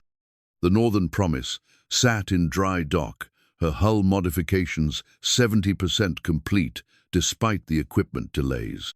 Jonas could see his crew working with the kind of focused intensity that came from believing their efforts mattered. Big Jim was directing the installation of the ice-strengthening plates, while Maria worked on the specialized welding that would hold everything together under Arctic conditions. They didn't know they were building their own funeral pyre. Jonas found Damien in the project office, surrounded by shipping manifests and regulatory documents. The corporate executive looked haggard, his usual polish worn thin by weeks of 18-hour days and mounting pressure from the board. "We have a problem," Jonas said, closing the door behind him. Damien looked up from his paperwork, noting Jonas's expression. "What kind of problem? Technical or political?" "Both." Jonas pulled out the anonymous letter and handed it over. "This was under my door this morning." Damien read the letter in silence, his face growing paler with each paragraph. When he finished, he set it down carefully and stared out the window at the harbor, where ice was beginning to form along the shoreline. "Do you believe it?" he asked finally. "The delays, the regulatory holdups, the equipment problems, it all fits." Jonas pulled up the shipping manifests on his tablet. "Look at this, the specialized propeller we ordered 6 weeks ago, still in transit from the manufacturer. The ice radar system, held up in customs for additional inspection. The emergency beacon array, back-ordered due to supply chain complications." Damien studied the manifests, his business training allowing him to spot patterns that Jonas might have missed. Jesus, it's not just the equipment. Look at the regulatory timeline. Transport Canada was supposed to issue our Ice Class certification 3 weeks ago. Instead, they keep requesting additional documentation. Documentation that wasn't required when we submitted the initial application. Because someone is moving the goalposts. Damien's voice was tight with controlled anger. Margaret has connections throughout the regulatory agencies. She could easily arrange for delays without leaving fingerprints. Jonas felt his own anger building, the kind of cold fury that came from being systematically betrayed. How long have you known her? Margaret. She's been the board chair for 5 years.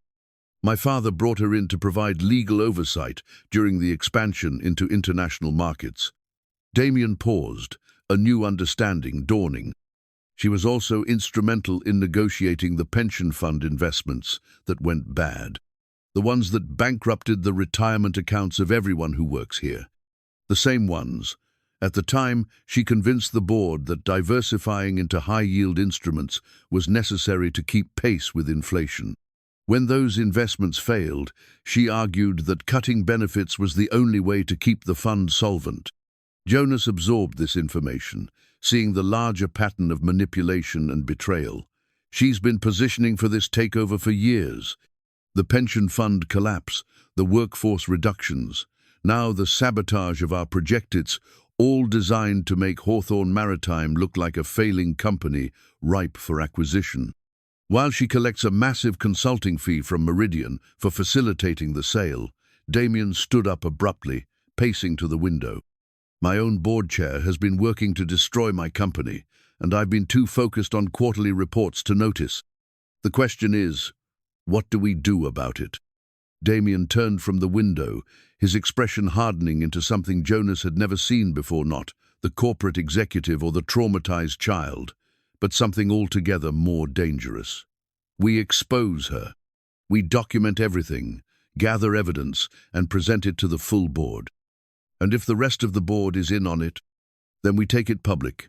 Media exposure, shareholder lawsuits, regulatory investigations, make the cost of the takeover too high for Meridian to stomach. Jonas thought about the timeline, about the 3 weeks mentioned in the anonymous letter. That might not be fast enough. If they're planning to spring the trap soon, we need to move faster than the legal system. What are you suggesting? We make the project succeed anyway. Despite the sabotage, despite the delays, despite the impossible timeline. Jonas moved to the project charts, studying the modifications still needed on the Northern Promise. We work around the equipment delays, find alternative suppliers, push the regulatory approvals through by sheer persistence. That's insane. We're already working 18-hour days with a skeleton crew to accelerate the timeline even further. Is exactly what they won't expect. Margaret is counting on us to fail on schedule, to provide her with the justification she needs for the sale.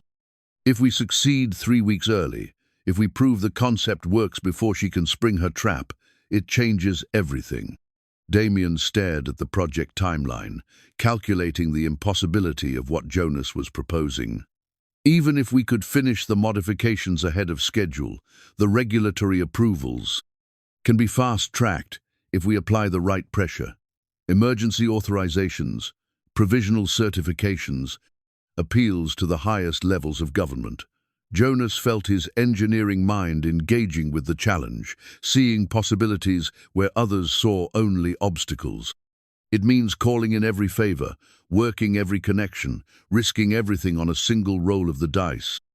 And if we fail, if we push too hard and someone gets hurt, then we fail honestly, trying to save something worth saving. Better that than being played for fools while Margaret dismantles everything your grandfather built. The silence stretched between them, heavy with the weight of the decision they were contemplating. Outside, the work on the Northern Promise continued, the crew unaware that their efforts were being undermined by forces beyond their control. There's something else, Damien said quietly. The letter mentions that I don't know about the board's real plan, but it doesn't explain how our anonymous friend found out. Someone with access to board meetings, someone with detailed knowledge of the timeline and the Meridian negotiations. Jonas considered this, running through the list of people who would have such information. Board member with a conscience, disgruntled employee, corporate spy, or someone positioning themselves to benefit from exposing the conspiracy. Damien's business training made him naturally suspicious of convenient revelations. We need to be careful about trusting information from someone who won't identify themselves. But we can verify the information independently. Check the shipping delays, investigate the regulatory holdups, follow the money trail on the Meridian negotiations. That will take time we don't have. Then we do both. We investigate the conspiracy while simultaneously working to beat it. Jonas felt the familiar weight of responsibility settling on his shoulders. But this time it felt different. Not just the pressure of technical challenges, but the burden of fighting for something larger than a single project. We saved the company by succeeding despite the sabotage. Damien nodded slowly, seeing the logic even as he recognized the enormous risks involved. It means bringing the crew into our confidence. They deserve to know what they're really fighting for. And what they're up against. Yes, no more corporate politics, no more careful management of information. If we're going to ask them to work miracles, they need to understand why. Jonas thought about Big Jim, about Maria, about Dave Peterson, and all the others who'd trusted him enough to bet their futures on this project. They'd already been betrayed once by corporate executives who saw them as expendable assets. Now they were being betrayed again, more subtly but just as completely. They'll be angry, he said. They should be angry. I'm angry. Damien's voice carried a note of steel that Jonas found reassuring. The question is whether we can channel that anger into something productive. Anger can be a powerful motivator if it's directed properly. Then let's give them something to direct it toward. Damien gathered up the project documents, his movements sharp with newfound purpose. We call a crew meeting. We lay out everything, the sabotage, the timeline, the stakes, and then we ask them to do the impossible. As they prepared to leave the office, Jonas took one last look at the anonymous letter, wondering about the identity of their mysterious benefactor. Someone with access to board-level information, someone willing to risk exposure to warn them about the conspiracy, someone who signed themselves simply as a friend. In 3 weeks, they would know whether that friend had given them the key to salvation, or simply a more detailed view of their own destruction. Either way, they were committed now to a course of action that would either save Hawthorne Maritime or ensure its spectacular failure. The game had been rigged from the beginning, but sometimes the best response to a rigged game was to change the rules entirely. They had the ship, they had the crew, and now they had the truth about what they were really fighting for. It would have to be enough, because in the arithmetic of corporate warfare, the alternative was surrender, and neither Jonas Calder nor Damien Hawthorne had come this far to surrender now. The modified icebreaker, Northern Promise, sat in Millbrook Harbor like a steel monument to impossible dreams made manifest. Her hull gleamed with fresh welding seams where the ice-strengthening plates had been installed. Her superstructure bristled with cold-weather equipment that had arrived through back channels and emergency orders, and her engines hummed with the kind of power that could push through pack ice or corporate treachery with equal determination. Jonas stood on the dock at 5 in the morning, watching his breath steam in the frigid air while the crew conducted final systems checks. 3 weeks of 20-hour days had transformed both the ship and the people working on her. They moved with the efficiency of soldiers preparing for battle, which wasn't far from the truth. "Final equipment manifest," Maria Santos said, handing him a tablet that showed green check marks next to items that had been impossible to obtain through normal channels. Emergency beacon array installed and tested, ice radar functioning at full capacity, propulsion system upgraded with the heavy-duty components we got from that Norwegian supplier. And the regulatory approvals. Provisional certification from Transport Canada, valid for limited trials. Emergency authorization from the Coast Guard for escort operations. Environmental impact waiver from 3 separate agencies. Maria's smile was grim but satisfied. Turns out, when you explain to government officials that corporate sabotage is preventing legitimate safety testing, they become remarkably cooperative. Jonas scrolled through the checklist, noting items that had been completed through creative procurement and bureaucratic pressure tactics that Margaret Thornfield never could have anticipated. Crew readiness? 15 mariners, all certified for Arctic operations as of yesterday. Damien completed his ice pilot certification at 4 a.m. this morning. Big Jim threatens to throw anyone overboard who questions his authority as chief engineer. Maria paused, her expression growing serious. They know what we're up against, Jonas. They know this isn't just about proving a concept anymore. The crew meeting 3 weeks ago had been unlike anything Jonas had ever experienced in his 15 years at the shipyard. When he and Damien had laid out the evidence of corporate sabotage, the conspiracy to ensure failure, and the timeline for the Meridian takeover, the silence had been absolute. Then Big Jim had stood up, looked around the room at faces that reflected his own anger and betrayal, and said simply, "So what are we waiting for?" What followed had been a masterclass in industrial determination. Workers who'd been laid off returned as volunteers, contributing their expertise without pay because the stakes transcended individual compensation. Suppliers who'd been told their equipment wasn't needed suddenly found ways to expedite delivery when they understood the real situation. Government officials who'd been stonewalling regulatory approvals discovered newfound urgency when presented with evidence of corporate manipulation. "Where's Damien?" Jonas asked, scanning the harbor for signs of their ice pilot. "Conference call with the Vancouver Weather Service. The storm system moving in from Alaska is bigger than we expected." Maria's expression was troubled. He's trying to decide whether to delay the trials or push ahead despite deteriorating conditions. Jonas felt his stomach tighten.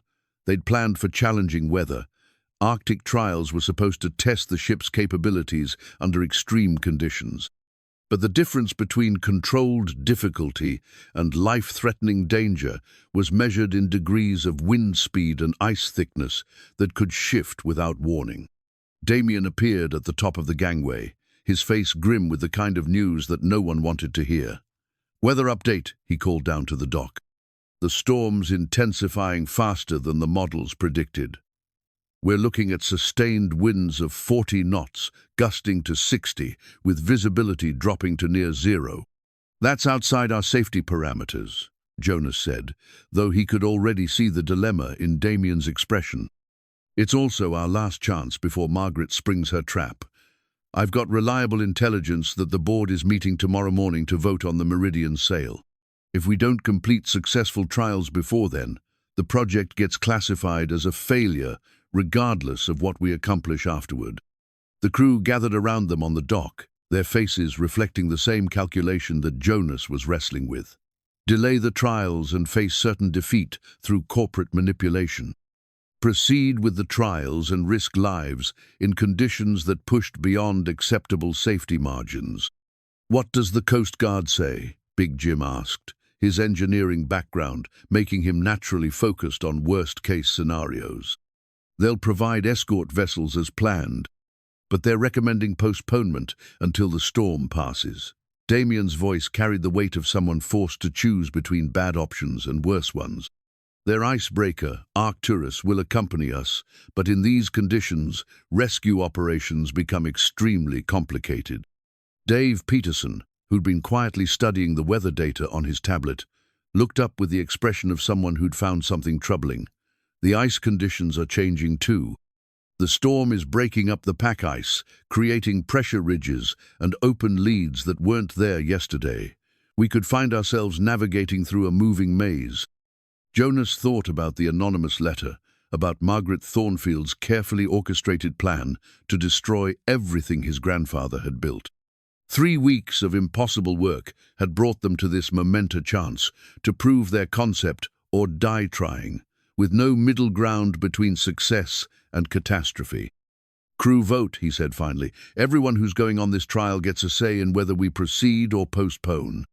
No pressure, no corporate mandate, just a straight decision based on what each person is willing to risk." The vote was closer than he'd expected. 15 crew members, 15 individual calculations of acceptable risk versus the certainty of economic destruction. When the final tally was counted, the decision was unanimous: proceed with the trials, despite the deteriorating conditions. "We've come too far to quit now," Maria said, speaking for the group. Besides, if we can prove the concept works in storm conditions, it makes the case for Arctic shipping even stronger. The departure was scheduled for noon, giving them time for final preparations and equipment checks. Jonas spent the morning reviewing emergency procedures with the crew, going over ice navigation protocols that existed mostly in theory, and trying not to think about all the things that could go wrong when a cargo ship entered uncharted waters during a major storm. Tommy appeared on the dock as they were loading the last of the emergency supplies, his thin frame bundled in a winter coat that made him look even smaller than usual. Mrs. Chen stood beside him, her weathered face creased with worry that she tried to hide behind maternal efficiency. "I wanted to see you off," Tommy said, his voice steady despite the circumstances, "and to give you this." He handed Jonas a small object, wrapped in tissue paper, a compass that had belonged to Jonas's father, the same one that had guided him through 30 years of shipyard work. Jonas had given it to Tommy years ago, thinking the boy might like having something that connected him to his grandfather's memory. "You keep this," Jonas said, trying to hand it back. "I'll be back in 3 days. That's why you need to take it with you. Grandpa's compass always brings people home safe." Tommy's expression was serious, with the kind of gravity that children develop when they understand that some goodbyes might be final. "Besides, I've got something better now." He pulled out a small electronic device, a GPS tracker that connected to his phone, allowing him to monitor the ship's progress during the trials. "Dr. Martinez helped me set it up. This way I can see where you are and know when you're coming home." Jonas took the compass, feeling its familiar weight in his palm. The metal was worn smooth by decades of handling, but the needle still pointed true north with unwavering accuracy. "I'll bring it back to you." "I know you will. You always keep your promises." The departure itself was anticlimactic. No speeches, no fanfare, just the methodical business of getting a ship and crew safely away from the dock. The harbor pilot guided them through the familiar waters of Millbrook Bay, while the crew conducted final systems checks and prepared for the transition to open ocean. As the town faded behind them, Jonas stood on the bridge beside Damien, watching the ice pilot prepare for his first real test since earning his certification. The fear was still there. Jonas could see it in the tension around Damien's eyes, the way his hands gripped the chart table, but it was controlled fear, channeled into heightened awareness rather than paralysis. "Second thoughts?" Jonas asked quietly. "Every minute since we left the dock." Damien's smile was tight, but genuine. "But that's what keeps me careful. Fear of the water makes me respect it, and respect keeps us alive." The Coast Guard escort vessel, Arcturus, appeared off their starboard bow, her red hull cutting through the increasingly heavy seas with the confidence that came from decades of Arctic operations. Captain Sarah Morrison, a 20-year veteran of ice navigation, would shadow their progress and provide assistance if needed. "Northern Promise, this is Arcturus," came the radio call. "Current ice conditions show scattered floes with moderate compression. Wind is building from the northwest and visibility is dropping. Recommend maintaining current heading until we reach the trial zone." Jonas acknowledged the transmission while studying the radar display that showed their position relative to the ice edge. The pack ice appeared as a solid wall of white static on the screen, but he knew that appearance was deceptive. Ice moved, shifted, collided with itself in patterns that could trap a ship or create clear passages, depending on wind and current. "First ice contact in 20 minutes, Damien announced, his voice steady despite the deteriorating conditions. "All stations prepare for ice navigation protocols." The crew moved with practiced efficiency, securing loose equipment and double-checking safety systems. These were people who understood that in Arctic waters, a single mistake could mean the difference between a successful trial and a maritime disaster that would make headlines for all the wrong reasons. Jonas thought about Margaret Thornfield, probably sitting in her boardroom at this very moment, preparing for tomorrow's vote on the Meridian sale. She was counting on their failure, banking on the impossibility of what they were attempting.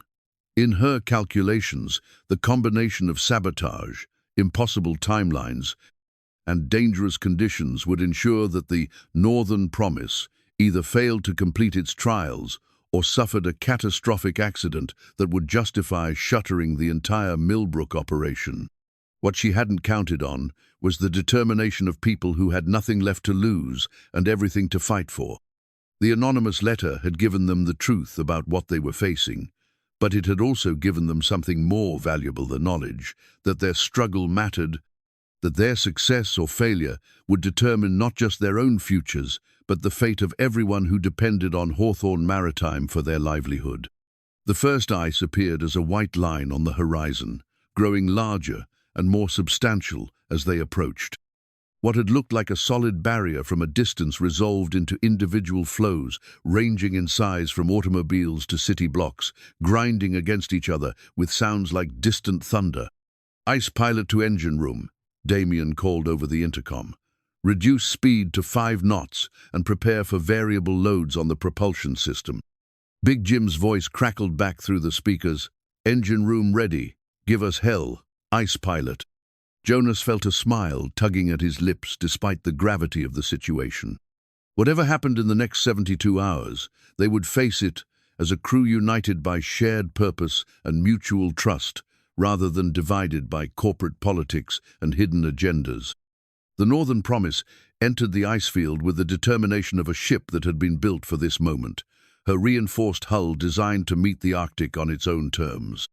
Behind them, the lights of Millbrook faded into the storm, while ahead lay waters that no cargo ship had ever navigated, ice that would test every modification they'd made, and a trial that would determine whether corporate greed or human determination would shape the future of Arctic shipping. The die was cast, the course was set, and there was no turning back. In 3 days, they would either return as heroes who had opened a new frontier in maritime logistics, or they would not return at all. Either way, they would face their fate together, with the knowledge that they had chosen to fight rather than surrender to forces beyond their control. The ice closed around them like the jaws of a vast machine, and the real test began. The emergency flare burned like a red star against the grey-black sky, its brilliant light reflecting off the ice field that had become their prison. Jonas watched it arc overhead and disappear into the swirling snow, a signal of distress that echoed their first meeting in the frozen waters off Labrador. "That's our second flare in 6 hours," Damien said, his voice tight with the kind of control that came from fighting panic. "Coast Guard, Arcturus, is 12 miles northeast, but they can't reach us through this ice." The storm had intensified beyond anyone's predictions, transforming the scattered ice floes into a grinding maze of pressure ridges and unstable formations. What should have been a controlled test of the Northern Promise, its ice navigation capabilities, had become a fight for survival against forces that dwarfed human engineering. Jonas studied the radar display, noting how the ice formations had shifted around them during the night. "We're locked in. The channel we came through closed up behind us around midnight. Pressure from the storm is compacting everything into a solid wall." Big Jim's voice crackled over the intercom from the engine room. "Hull's holding fine, but we've got ice building up around the propellers. If it gets much thicker, we'll lose maneuverability completely." The situation was exactly what Jonas had spent years training for, but had never wanted to face. The Northern Promise was trapped in pack ice that was slowly but inexorably tightening around her hull, while the storm continued to pile snow and wind against their superstructure. They had food and fuel for a week, but the ice could crush their ship long before rescue arrived. "Options?" Damien asked, though his expression suggested he already knew the answer. "We try to break out using the bow thrusters and main engines. Ram our way through the thinnest section of ice and hope we can reach open water before the hull buckles." Jonas pointed to a section of their ice prison that showed slightly less compression on the radar. "There, about 200 yards to starboard. The ice looks younger, maybe thin enough to break through. And if we're wrong, if the ice is thicker than we think, then we damage the bow and end up more trapped than we are now." Jonas met Damien's eyes directly. "But if we wait, the ice will eventually crush us anyway. At least this way we control the timing." Damien stared out at the ice field, seeing not just the immediate danger, but all the larger forces that had brought them to this moment. Margaret Thornfield's sabotage, the Meridian takeover, the corporate conspiracy that had forced them into this desperate gamble, all of it had led to this point where 15 lives hung in the balance of a single decision. "There's something else," he said quietly. "The PTSD symptoms I had after the rescue, they're back. The cold, the ice, the feeling of being trapped, it's triggering flashbacks to when I was 9 years old." Jonas absorbed this confession, understanding what it meant for their ice pilot to admit psychological impairment during a crisis. "Can you function?" "I don't know. Maybe. But if I freeze up when we need split-second decisions, then I'll make the decisions. That's what partners do." Jonas moved to the ship's intercom, preparing to address the crew. "All hands, this is the bridge. We're going to attempt to break out of the ice using emergency ramming procedures. All crew to emergency stations. Seal bulkheads and prepare for impact." The crew's response was immediate and professional, the kind of coordinated efficiency that came from training and trust. These were people who'd worked together for years, who understood each other's capabilities and limitations. If anyone could pull off an ice-breaking escape in storm conditions, it was this group. "Engine room, prepare for full power on my mark," Jonas called down to Big Jim. "We're going to hit that ice with everything we've got." "Roger that. Engines ready for emergency power." Maria's voice came from the deck department. "Hull integrity good. No signs of stress fractures from the ice pressure. We're as ready as we're going to be." Jonas took his position at the helm, feeling the weight of command settle on his shoulders. Beside him, Damien struggled with memories of capsized boats and killing cold water, but he remained at his post, ready to provide ice navigation expertise despite his personal demons. "All stations report ready," came the confirmation from around the ship. Jonas engaged the bow thrusters and felt the Northern Promise shudder as her engines fought against the ice that held her captive. The ship rocked forward a few feet, then stopped as the ice reasserted its grip. "More power," he called to Big Jim. "Give me everything she's got." The engines roared to full capacity, their sound echoing across the ice field like the cry of some massive beast. The ship lurched forward again, her reinforced bow grinding against ice that had been compressed by the storm into something approaching concrete hardness. For a moment, nothing happened. The Northern Promise strained against her icy prison while the engines screamed and the hull transmitted the terrible sound of metal against ice. Then, with a crack like gunfire, something gave way. "We're moving," Maria shouted from the bow. "Ice is breaking up ahead of us." But the victory was short-lived.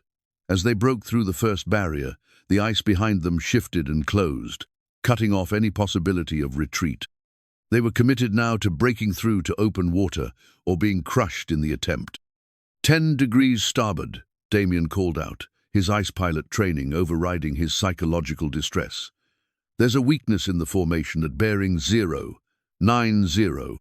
Jonas adjusted course, feeling the ship respond sluggishly as ice scraped along her hull. The sound was terrifying, the shriek of steel under pressure, the groan of metal being tested beyond its design limits. "Hull integrity holding," Big Jim reported from below. "But we're taking a beating down here. Ice is building up on the rudder assembly."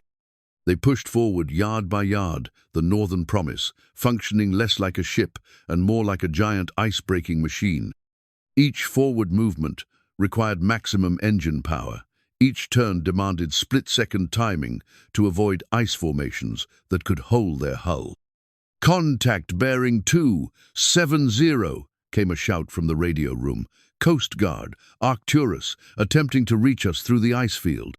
On the radar, Jonas could see the red blip representing their escort vessel, fighting her own battle against the ice as she tried to reach them. The Arcturus was purpose-built for ice operations, but even she was having difficulty with the compressed formations created by the storm. "Northern Promise, this is Captain Morrison. We're attempting to break a channel to your position, but the ice is heavier than anything we've seen in 20 years of Arctic operations. Can you maintain current position?" "Negative, Arcturus," Jonas replied. "We're committed to the breakout attempt. Current position is untenable. Pressure is increasing. A new sound joined the cacophony of grinding ice and straining engines, the sharp crack of overstressed metal. Jonas felt his heart skip as he recognized the sound that every mariner dreaded: structural failure under extreme load. Bridge, this is engineering. Big Jim's voice was tight with concern. We've got stress fractures developing in the starboard hull plates. Nothing critical yet, but if we keep ramming ice at full power... Understood. How long can the hull take this punishment? Maybe 30 minutes before we start seeing water intrusion. After that, it gets interesting real fast. 30 minutes to break through ice that might extend for miles in every direction. Jonas looked at Damien, seeing his own grim calculation reflected in the ice pilot's expression. They were past the point of no return, committed to a course of action that would either free them or destroy them. There, Damien pointed to a section of ice that showed different coloration, indicating a possible weakness. The storm created a pressure ridge there yesterday. If we can hit it at the right angle... All hands, brace for impact, Jonas announced, then engaged full power and aimed the Northern Promise at what might be their last chance for freedom. The collision was violent beyond anything they'd experienced so far. The reinforced bow struck the pressure ridge with enough force to throw crew members against bulkheads and send equipment flying across the bridge. But the ice held. Again, Damien said, blood trickling from a cut on his forehead. Hit it again, in the same spot.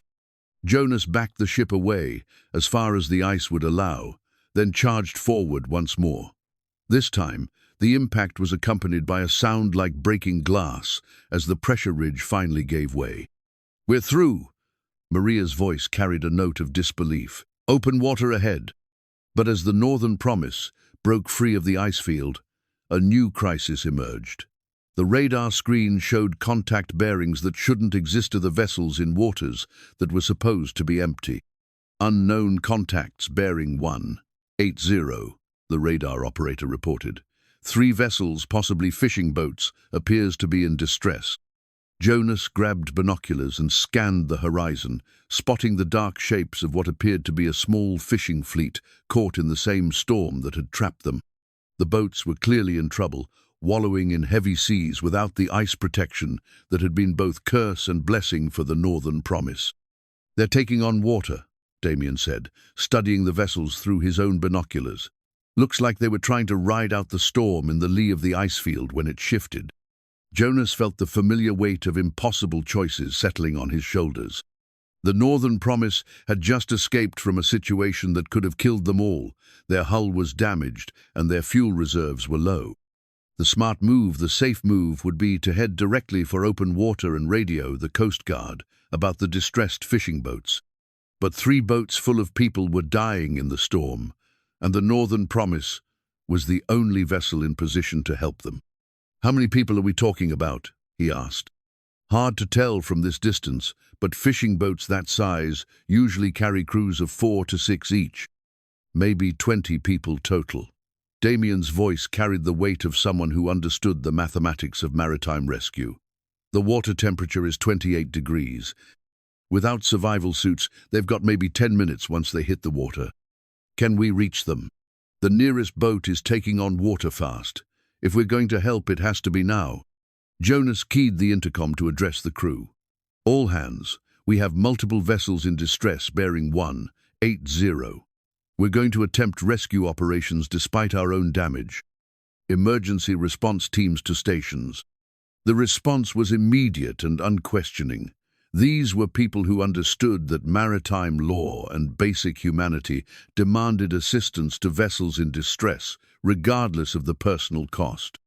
Within minutes, the Northern Promise was heading toward the fishing fleet at maximum safe speed. "Arcturus, this is Northern Promise." Jonas called on the emergency frequency.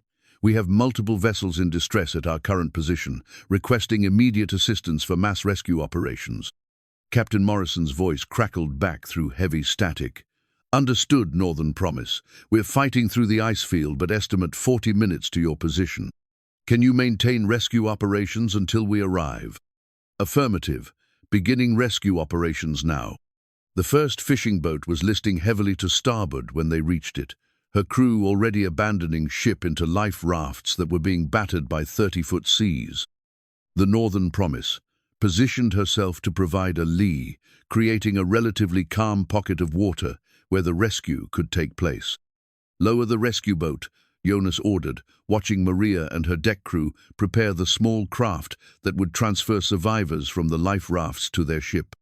"Bridge, this is engineering." Big Jim's voice carried new urgency. "That ramming through the ice opened up some hull plates. We're taking on water in the forward compartments. Pumps are keeping up for now, but if we're going to play rescue ship, we need to work fast." The rescue operation that followed was a masterclass in seamanship under impossible conditions. The crew of the Northern Promise worked with mechanical precision, hauling exhausted fishermen from life rafts while fighting seas that threatened to crush the small rescue boat against their own hull. 12 survivors from the first boat, Maria reported as the last fisherman was brought aboard. "Second boat is capsizing now." Jonas watched through binoculars as the second fishing vessel rolled over completely, her crew scrambling into the water as their life rafts were torn away by the storm. The distance was too great for their rescue boat to reach in time. "We have to get closer," he said, knowing that maneuvering a damaged cargo ship in heavy seas was exactly the kind of risk that maritime safety manuals warned against. "Hull integrity is compromised," Damien pointed out. "If we take a big wave the wrong way, then we better not take any big waves the wrong way." Jonas brought the ship around, feeling the Northern Promise respond sluggishly as water weight affected her stability. "All hands, prepare for close-quarters rescue operations." What followed was a display of seamanship that would be talked about in maritime circles for years to come.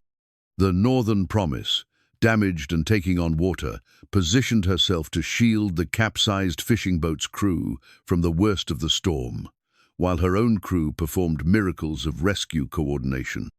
Big Jim somehow kept the engines running despite flooding in the forward compartments. Maria's deck crew worked with ropes and rescue equipment in conditions that would have challenged experienced Coast Guard teams. The radio operators maintained constant communication with the survivors while coordinating with the approaching Arcturus. "Last survivor on board," Maria reported as they pulled the final fisherman from the water. "Total count, 23 rescued, no casualties." But the rescue had taken its toll on the Northern Promise. The additional maneuvering in heavy seas had worsened the hull damage, and the ship was now noticeably down by the bow as water continued to enter the forward compartments. "Time to contact with Arcturus," Jonas asked. 15 minutes, came the reply from the radio room. "Captain Morrison reports she's clear of the ice field and approaching at maximum speed." Jonas looked around the bridge at his crew, exhausted, battered, but still functioning with the kind of professional competence that came from years of working together. They'd escaped from an ice trap that should have killed them, then immediately risked their lives again to save 23 strangers. "Hull status?" he called down to Big Jim. "We're taking on water faster than the pumps can handle. Maybe 30 minutes before we need to consider abandoning ship." Big Jim's voice was matter-of-fact, as if he was discussing the weather rather than their potential deaths. "On the bright side, we proved the hull modifications work. Ship took a hell of a beating and she's still floating." "That'll make a great line for the project report," Jonas said dryly, "assuming we live to write one." Damien, who had been monitoring the radar and radio traffic, looked up with an expression that mixed relief with disbelief. "Jonas, you need to hear this. We just received a message from Millbrook Harbor Control. The board meeting was postponed indefinitely due to irregularities in the Meridian proposal." "What kind of irregularities?" "The kind that happen when someone leaks evidence of corporate conspiracy to the Securities and Exchange Commission. Apparently, our anonymous friend wasn't content to just warn us. They also provided federal investigators with detailed documentation of the sabotage and the rigged takeover bid." Jonas felt a laugh building in his chest, the kind of hysteria that came from surviving the impossible while discovering that the game had changed completely. So we're risking our lives in a storm to prove a concept that might not need proving anymore. Actually, we're risking our lives because 23 people needed rescue, and we were the only ship in position to help. Damien's voice carried a note of something that might have been pride. Everything else is just corporate politics. The appearance of the Coast Guard, Arcturus, on the horizon was the most beautiful sight Jonas had seen in years. The red hull cut through the heavy seas with the confidence of a vessel designed for exactly these conditions, her crew already preparing for damage control and medical assistance. Northern Promise, this is Arcturus. We have you on visual contact. Prepare to transfer survivors and damaged personnel. We'll provide escort back to Millbrook. As the two vessels came alongside each other in the relative calm of the storm's eye, Jonas found himself thinking about the journey that had brought them to this point. From the rescue in frozen water to the corporate conspiracy, from the impossible project timeline to the choice to risk everything for strangers in distress, it had been a progression that revealed character rather than creating it. The rescue flare had burned out hours ago, but its purpose had been served. Help had arrived, lives had been saved, and the Northern Promise had proven herself capable of exactly the kind of humanitarian mission that Damien had envisioned. Now all they had to do was make it home alive, with their cargo of rescued fishermen and the knowledge that sometimes the most important victories were measured not in corporate profits, but in lives saved and principles upheld. The storm was far from over, but for the first time since leaving Millbrook, Jonas felt genuinely confident that they would all see home again. The ice had tested them, the storm had challenged them, and corporate conspiracy had tried to destroy them. But they were still floating, still fighting, and still committed to proving that some things mattered more than quarterly earnings. The real test was just beginning. The signed share transfer document lay spread across the chart table like a peace treaty ending a war that had consumed 3 generations of a family business. Damien's signature was still wet on the papers that would fundamentally restructure Hawthorne Maritime, transferring 51% ownership to an employee trust that would ensure worker voices in every major corporate decision. Jonas stared at the document while the Northern Promise limped toward Millbrook under Coast Guard escort, her damaged hull taking on water, but her crew and rescued passengers safe. "You're serious about this?" "Dead serious." Damien looked exhausted but resolute, his face showing the kind of peace that came from making a decision that aligned with deeply held values. "My grandfather started this company to provide good jobs for his neighbors. My father expanded it, but never forgot that foundation. I lost my way for a while, but what we've been through, the rescue, the conspiracy, this whole project, it's reminded me what really matters." Big Jim's voice crackled over the intercom from the engine room. "Pumps are keeping up with the flooding, but barely. We need to get to dry dock within 6 hours or start thinking about more permanent solutions." Outside, the storm was finally beginning to abate, revealing a harbor filled with boats that had come out to witness their return. Word of the rescue operation had spread through Millbrook like wildfire, turning what should have been a routine arrival into something approaching a homecoming parade. "Look at that," Maria said from the bridge wing, pointing toward the harbor entrance, where dozens of fishing boats, pleasure craft, and Coast Guard vessels had formed an impromptu escort flotilla. "Half the town's out there." Jonas picked up binoculars and scanned the crowd of boats, recognizing many of the faces despite the distance. These were people who understood what the Northern Promise represented, not just a successful test of Arctic shipping capabilities, but proof that workers could take control of their own economic destiny when they refused to surrender to corporate manipulation. "Federal investigators want to debrief us about the conspiracy evidence," Damien said, consulting his radio messages. "Apparently, our anonymous friend provided enough documentation to trigger a full SEC investigation. Margaret Thornfield is already lawyering up. Any word on Meridian's takeover bid?" "Withdrawn as of this morning. Hard to acquire a company when you're under investigation for conspiracy to manipulate stock prices." Damien's smile was grim but satisfied. Turns out corporate raiders don't like federal scrutiny. The harbour pilot boat approached them as they neared Millbrook's outer breakwater. But instead of the usual single pilot, Jonas could see a delegation that included the mayor, several town council members, and what appeared to be a small army of reporters. Northern Promise, this is Harbour Pilot Stevens. Permission to come aboard with official party. Permission granted, Jonas replied, though he had mixed feelings about the media attention. The success of their Arctic trials was important, but 23 rescued fishermen were more important than any corporate publicity. The boarding operation revealed the full scope of what their mission had accomplished.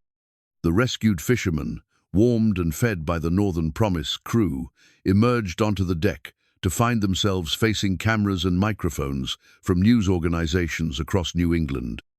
Mr. Calder, called a reporter from the Portland Press-Herald, can you tell us about the decision to risk your damaged ship for a rescue operation? Jonas looked around at the faces of his crew, seeing the same mixture of exhaustion and pride that he felt himself. There wasn't really a decision to make. People were in trouble. We were in position to help, so we helped. That's what you do. But your ship was already damaged from breaking through the ice field. Weren't you concerned about endangering your own crew? Every maritime operation involves calculated risks. We calculated that we could perform the rescue safely, and we did. Jonas gestured toward the rescued fishermen. These men have families, communities that depend on them, that made the risk worthwhile.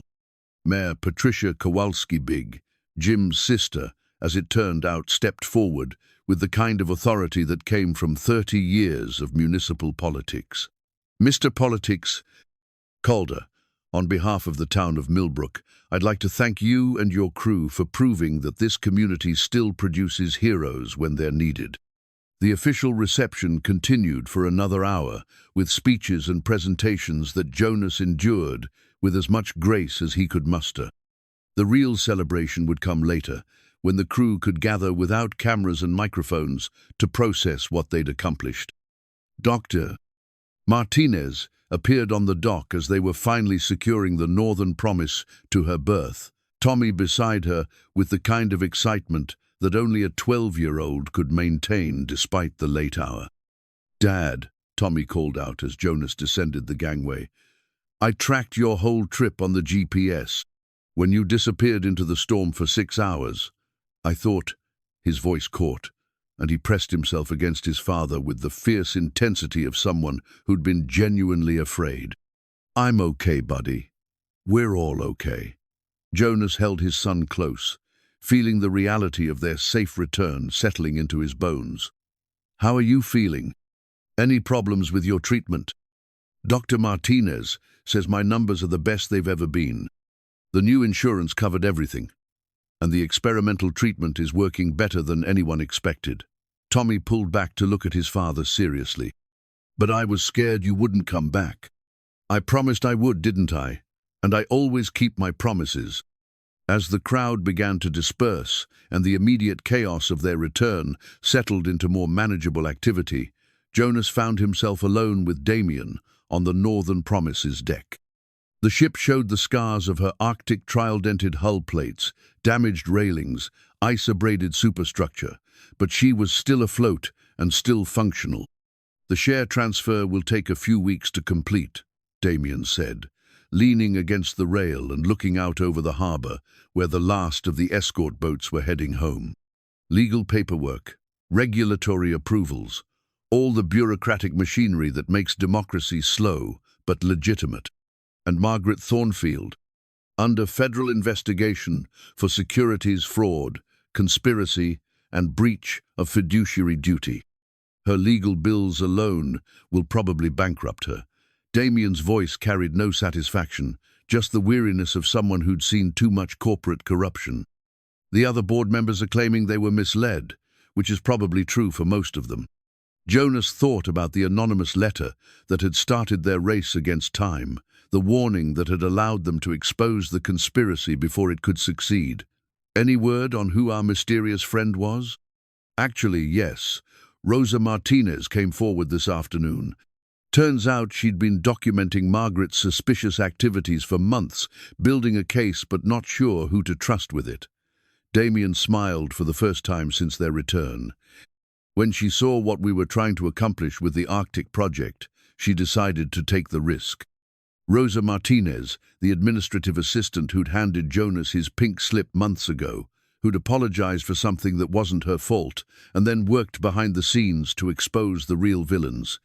It made perfect sense in retrospect. She had access to board communications. She understood the financial implications of the conspiracy, and she'd known Jonas long enough to trust his integrity. "We owe her everything," Jonas said. "We owe her a lot, but we earned our success through our own work, our own risks, our own refusal to surrender when the deck was stacked against us." Damien pushed away from the rail, his movement showing the exhaustion of someone who'd been running on adrenaline for weeks. "The employee trust will need a president, someone who understands both the technical and human sides of the business." Jonas looked at him sharply. "Are you offering me a job?" "I'm offering you a partnership. 51% employee ownership means the workers elect the board of directors, set the strategic direction, determine compensation policies. It's not charity or corporate paternalism, it's genuine worker control of their own economic destiny." The magnitude of what Damien was proposing began to sink in. Not just a return to the old system of benevolent management, but a fundamental restructuring that would give workers real power over their workplace and their futures. The Arctic shipping program?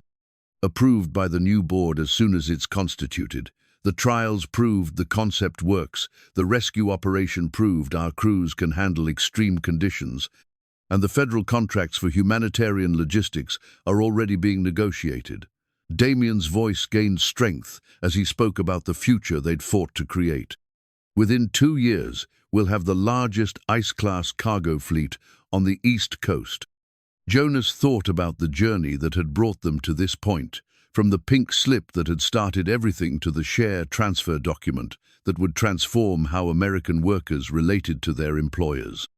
It was a path that could only have been walked by people willing to risk everything for principles that transcended individual gain.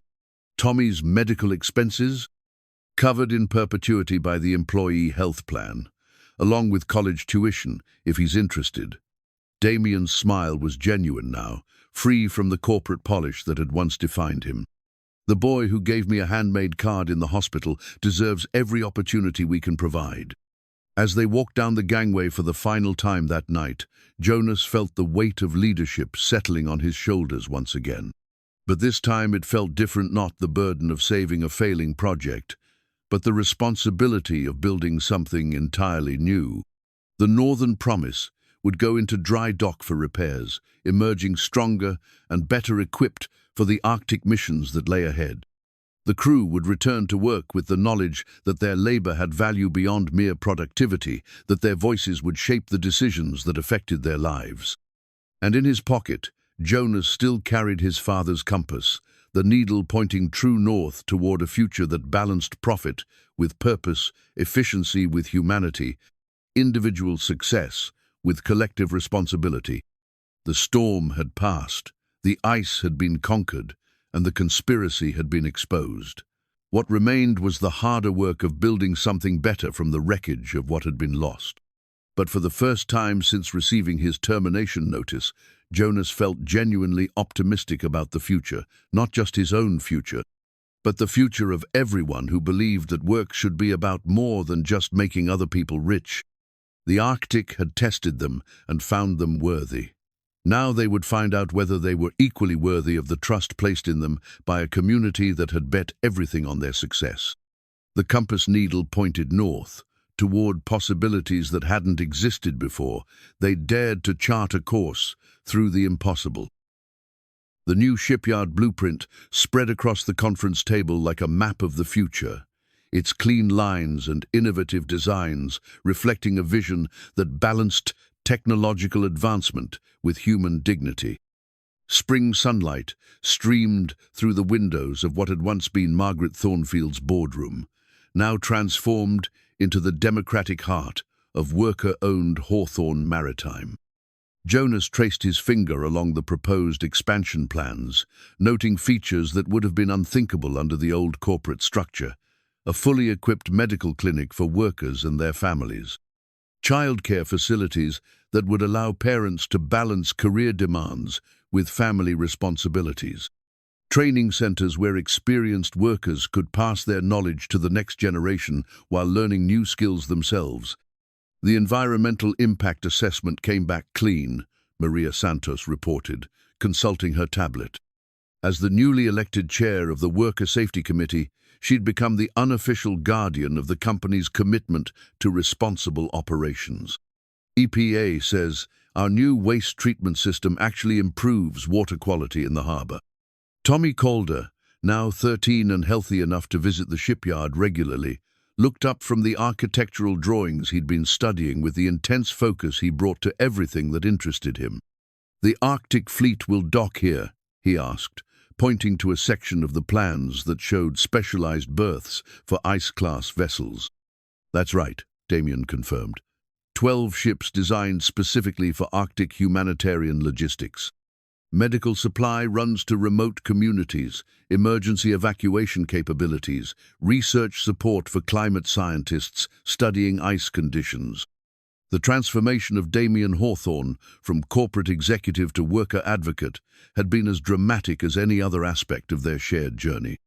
His fear of deep water remained, but he'd learned to channel it into a passionate commitment to maritime safety that made him one of the most respected ice pilots on the Atlantic coast.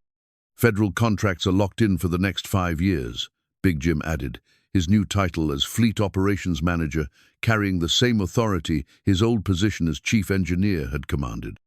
"Coast Guard wants us to expand the humanitarian fleet to include search and rescue capabilities. Apparently, our performance during the fishing boat rescue made quite an impression." Jonas smiled at the memory of that storm-tossed day when their damaged ship had saved 23 lives while proving that worker-owned enterprises could compete with traditional corporations on any measure that mattered. The incident had become a case study in maritime academies, but more importantly, it had demonstrated the kind of values-driven decision-making that now guided every aspect of their operations. "Employment numbers?" he asked Rosa Martinez, who had transitioned from administrative assistant to chief financial officer with a competence that surprised no one who'd worked with her. 437 full-time positions, up from the 250 that remained after the original layoffs. Rosa's smile reflected the satisfaction of someone who'd helped create meaningful work for her neighbors. Starting wages 20% above industry average, full medical and dental coverage for families, profit sharing that actually shares profits. The irony wasn't lost on any of them. Worker ownership had made Hawthorne Maritime more profitable than it had ever been under traditional corporate management. Eliminating the drain of excessive executive compensation and shareholder dividends had freed up resources for research and development, worker training, and community investment that strengthened the entire operation. "Speaking of profits," Damien said, pulling out a document that bore the official seal of the Securities and Exchange Commission. The final settlement in the Meridian conspiracy case was approved this morning. Restitution payments to affected workers, punitive damages that fund the new employee health clinic, and criminal referrals for everyone involved in the price manipulation scheme. Jonas thought about Margaret Thornfield, now facing federal prison time for her role in the conspiracy that had nearly destroyed 3 generations of shipbuilding tradition. Justice moved slowly, but it had moved decisively once Rosa's evidence had provided federal investigators with a clear picture of corporate corruption. "Any word from the international delegations?" he asked. 14 countries so far, Maria replied. "Everyone from Norway to New Zealand wants to study our worker ownership model. Apparently, the combination of profitability and workplace democracy is attracting attention from policymakers worldwide." The delegation visits had become a regular feature of life at the new Hawthorne Maritime. Labor organizers, government officials, and business school professors arrived weekly to study how worker ownership had transformed not just a company, but an entire community's economic prospects.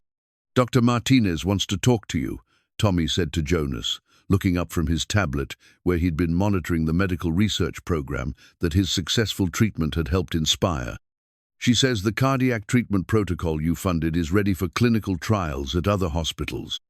The Tommy Calder Heart Research Fund had emerged naturally from the success of his experimental treatment, funded by profits from the Arctic shipping program and administered by medical professionals who understood that healthcare should be a human right rather than a luxury commodity. 12 children were now receiving treatment that wouldn't have existed without the chain of events that had started with a pink slip and a near drowning in icy water. Jonas looked around the conference table at faces that had become as familiar as family over the past 18 months. These were people who'd risked everything on the belief that work could be about more than just individual survival, that prosperity could be shared rather than hoarded, that democracy belonged in the workplace as much as in the voting booth. The spring launching ceremony is next week, he announced. The Arctic Promise will be the largest ice-class cargo vessel ever built in an American shipyard and the first designed entirely by worker-owned cooperative. The Arctic Promise represented everything they'd fought to create advanced technology serving humanitarian purposes, designed by workers who would operate her, built to standards that prioritize safety over speed and sustainability over short-term profit. Her maiden voyage would carry medical supplies to Inuit communities in northern Canada, opening trade routes that had been impossible before climate change had altered Arctic ice patterns. Media coverage? Damien asked, though his tone suggested he already knew the answer.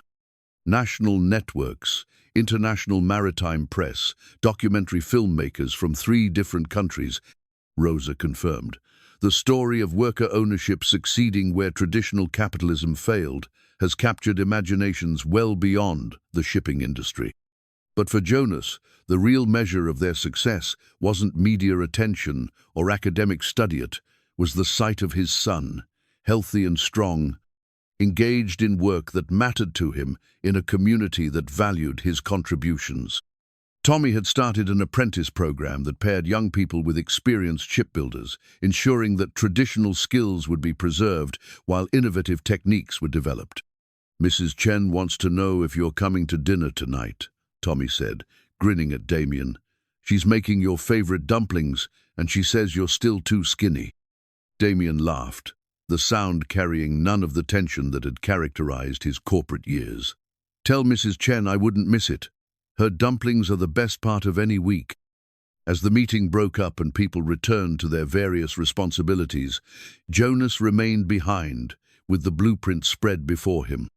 The plans showed not just buildings and equipment, but a vision of human possibility that had seemed impossible 18 months ago. He thought about the pink slip that had started everything, still kept in his desk drawer, as a reminder of how quickly circumstances could change. The termination notice that had seemed like an ending had become the beginning of something he couldn't have imagined. Workplace where workers had genuine control over their labor, a community where prosperity was shared rather than concentrated, a company that proved profit and principle could coexist. Tommy appeared beside him, studying the blueprint with the same careful attention he'd once devoted to his medical charts. "Dad, do you think this will last? The worker ownership, the good jobs, all of it?" Jonas considered the question seriously. History was littered with noble experiments that had failed when faced with competitive pressure or internal conflicts. But history also showed that fundamental changes in how people related to their work could reshape entire societies when they were based on solid principles and practical experience. "I think it will last as long as people remember what it cost to create," he said finally. "As long as we remember that democracy requires constant vigilance, that prosperity requires shared sacrifice, that treating people with dignity isn't just morally right, but economically smart. And if people forget, then it will be up to your generation to remind them, to build something even better on the foundation we've laid." Through the conference room windows, Jonas could see the harbor where the Northern Promise had returned from her Arctic trials, where the Arctic Promise was nearing completion, where a fleet of ice-class vessels would soon carry humanitarian supplies to communities that had never had reliable access to the outside world. The blueprint before him showed more than just a shipyard. It showed a proof of concept for a different kind of capitalism, one that served human needs rather than demanding human sacrifice, one that created wealth by creating value rather than by extracting it from workers and communities. The compass in his pocket, his father's compass, passed down through generations of shipbuilders, still pointed true north. But now north led not just to the Arctic routes they'd opened, but to possibilities that extended far beyond maritime logistics. Other industries, other communities, other workers who might look at what had been accomplished in Millbrook and decide to chart their own course toward economic democracy. Spring was giving way to summer. The harbour was busy with construction and commerce, and the future stretched ahead like an uncharted sea full of promise and possibility. They'd survived the storm, conquered the ice, and exposed the conspiracy that had tried to destroy them. What remained was the harder but more rewarding work of building a legacy worthy of the struggles that had created it. A legacy measured not in quarterly profits, but in lives improved, communities strengthened, and principles upheld even when the cost seemed too high to bear. The boy who'd given a handmade card to a drowning billionaire had grown into a young man who understood that true wealth couldn't be counted in dollars alone. The corporate executive who'd nearly died in frozen water had learned that leadership meant serving others rather than commanding them. The laid-off foreman who'd pulled a stranger from killing cold had discovered that saving one life could save an entire way of life. Together, they'd proven that sometimes the person who destroys your life becomes the very person you're meant to save, and sometimes, in saving them, you save yourself and everyone around you. The blueprint on the table showed the shape of that salvation, drawn in lines that pointed toward a future where work had meaning, prosperity had purpose, and the Arctic winds carried not just ice and storm, but the promise of renewal for all who had the courage to navigate by their own moral compass. The story had come full circle, but the circle was larger now, encompassing not just two men and their shared redemption, but an entire community's transformation from victims of economic forces beyond their control into architects of their own economic destiny. It was a story worth telling, worth preserving, and worth building upon for generations yet to come. Outside, the Arctic promise was taking shape, ready to carry their shared vision into waters that had never known ships like her waters, that would soon know the sound of vessels built by workers, operated by workers, and dedicated to serving human needs in the harshest environment on Earth. It was a fitting monument to what could be accomplished when people refused to surrender their dignity to forces that demanded their submission. The blueprint was complete, the foundation was solid, and the future was beginning to take shape. True north lay ahead, and they were ready to navigate whatever storms might come, guided by the knowledge that some things were worth any risk, any sacrifice, any struggle required to preserve them for those who would follow in their wake.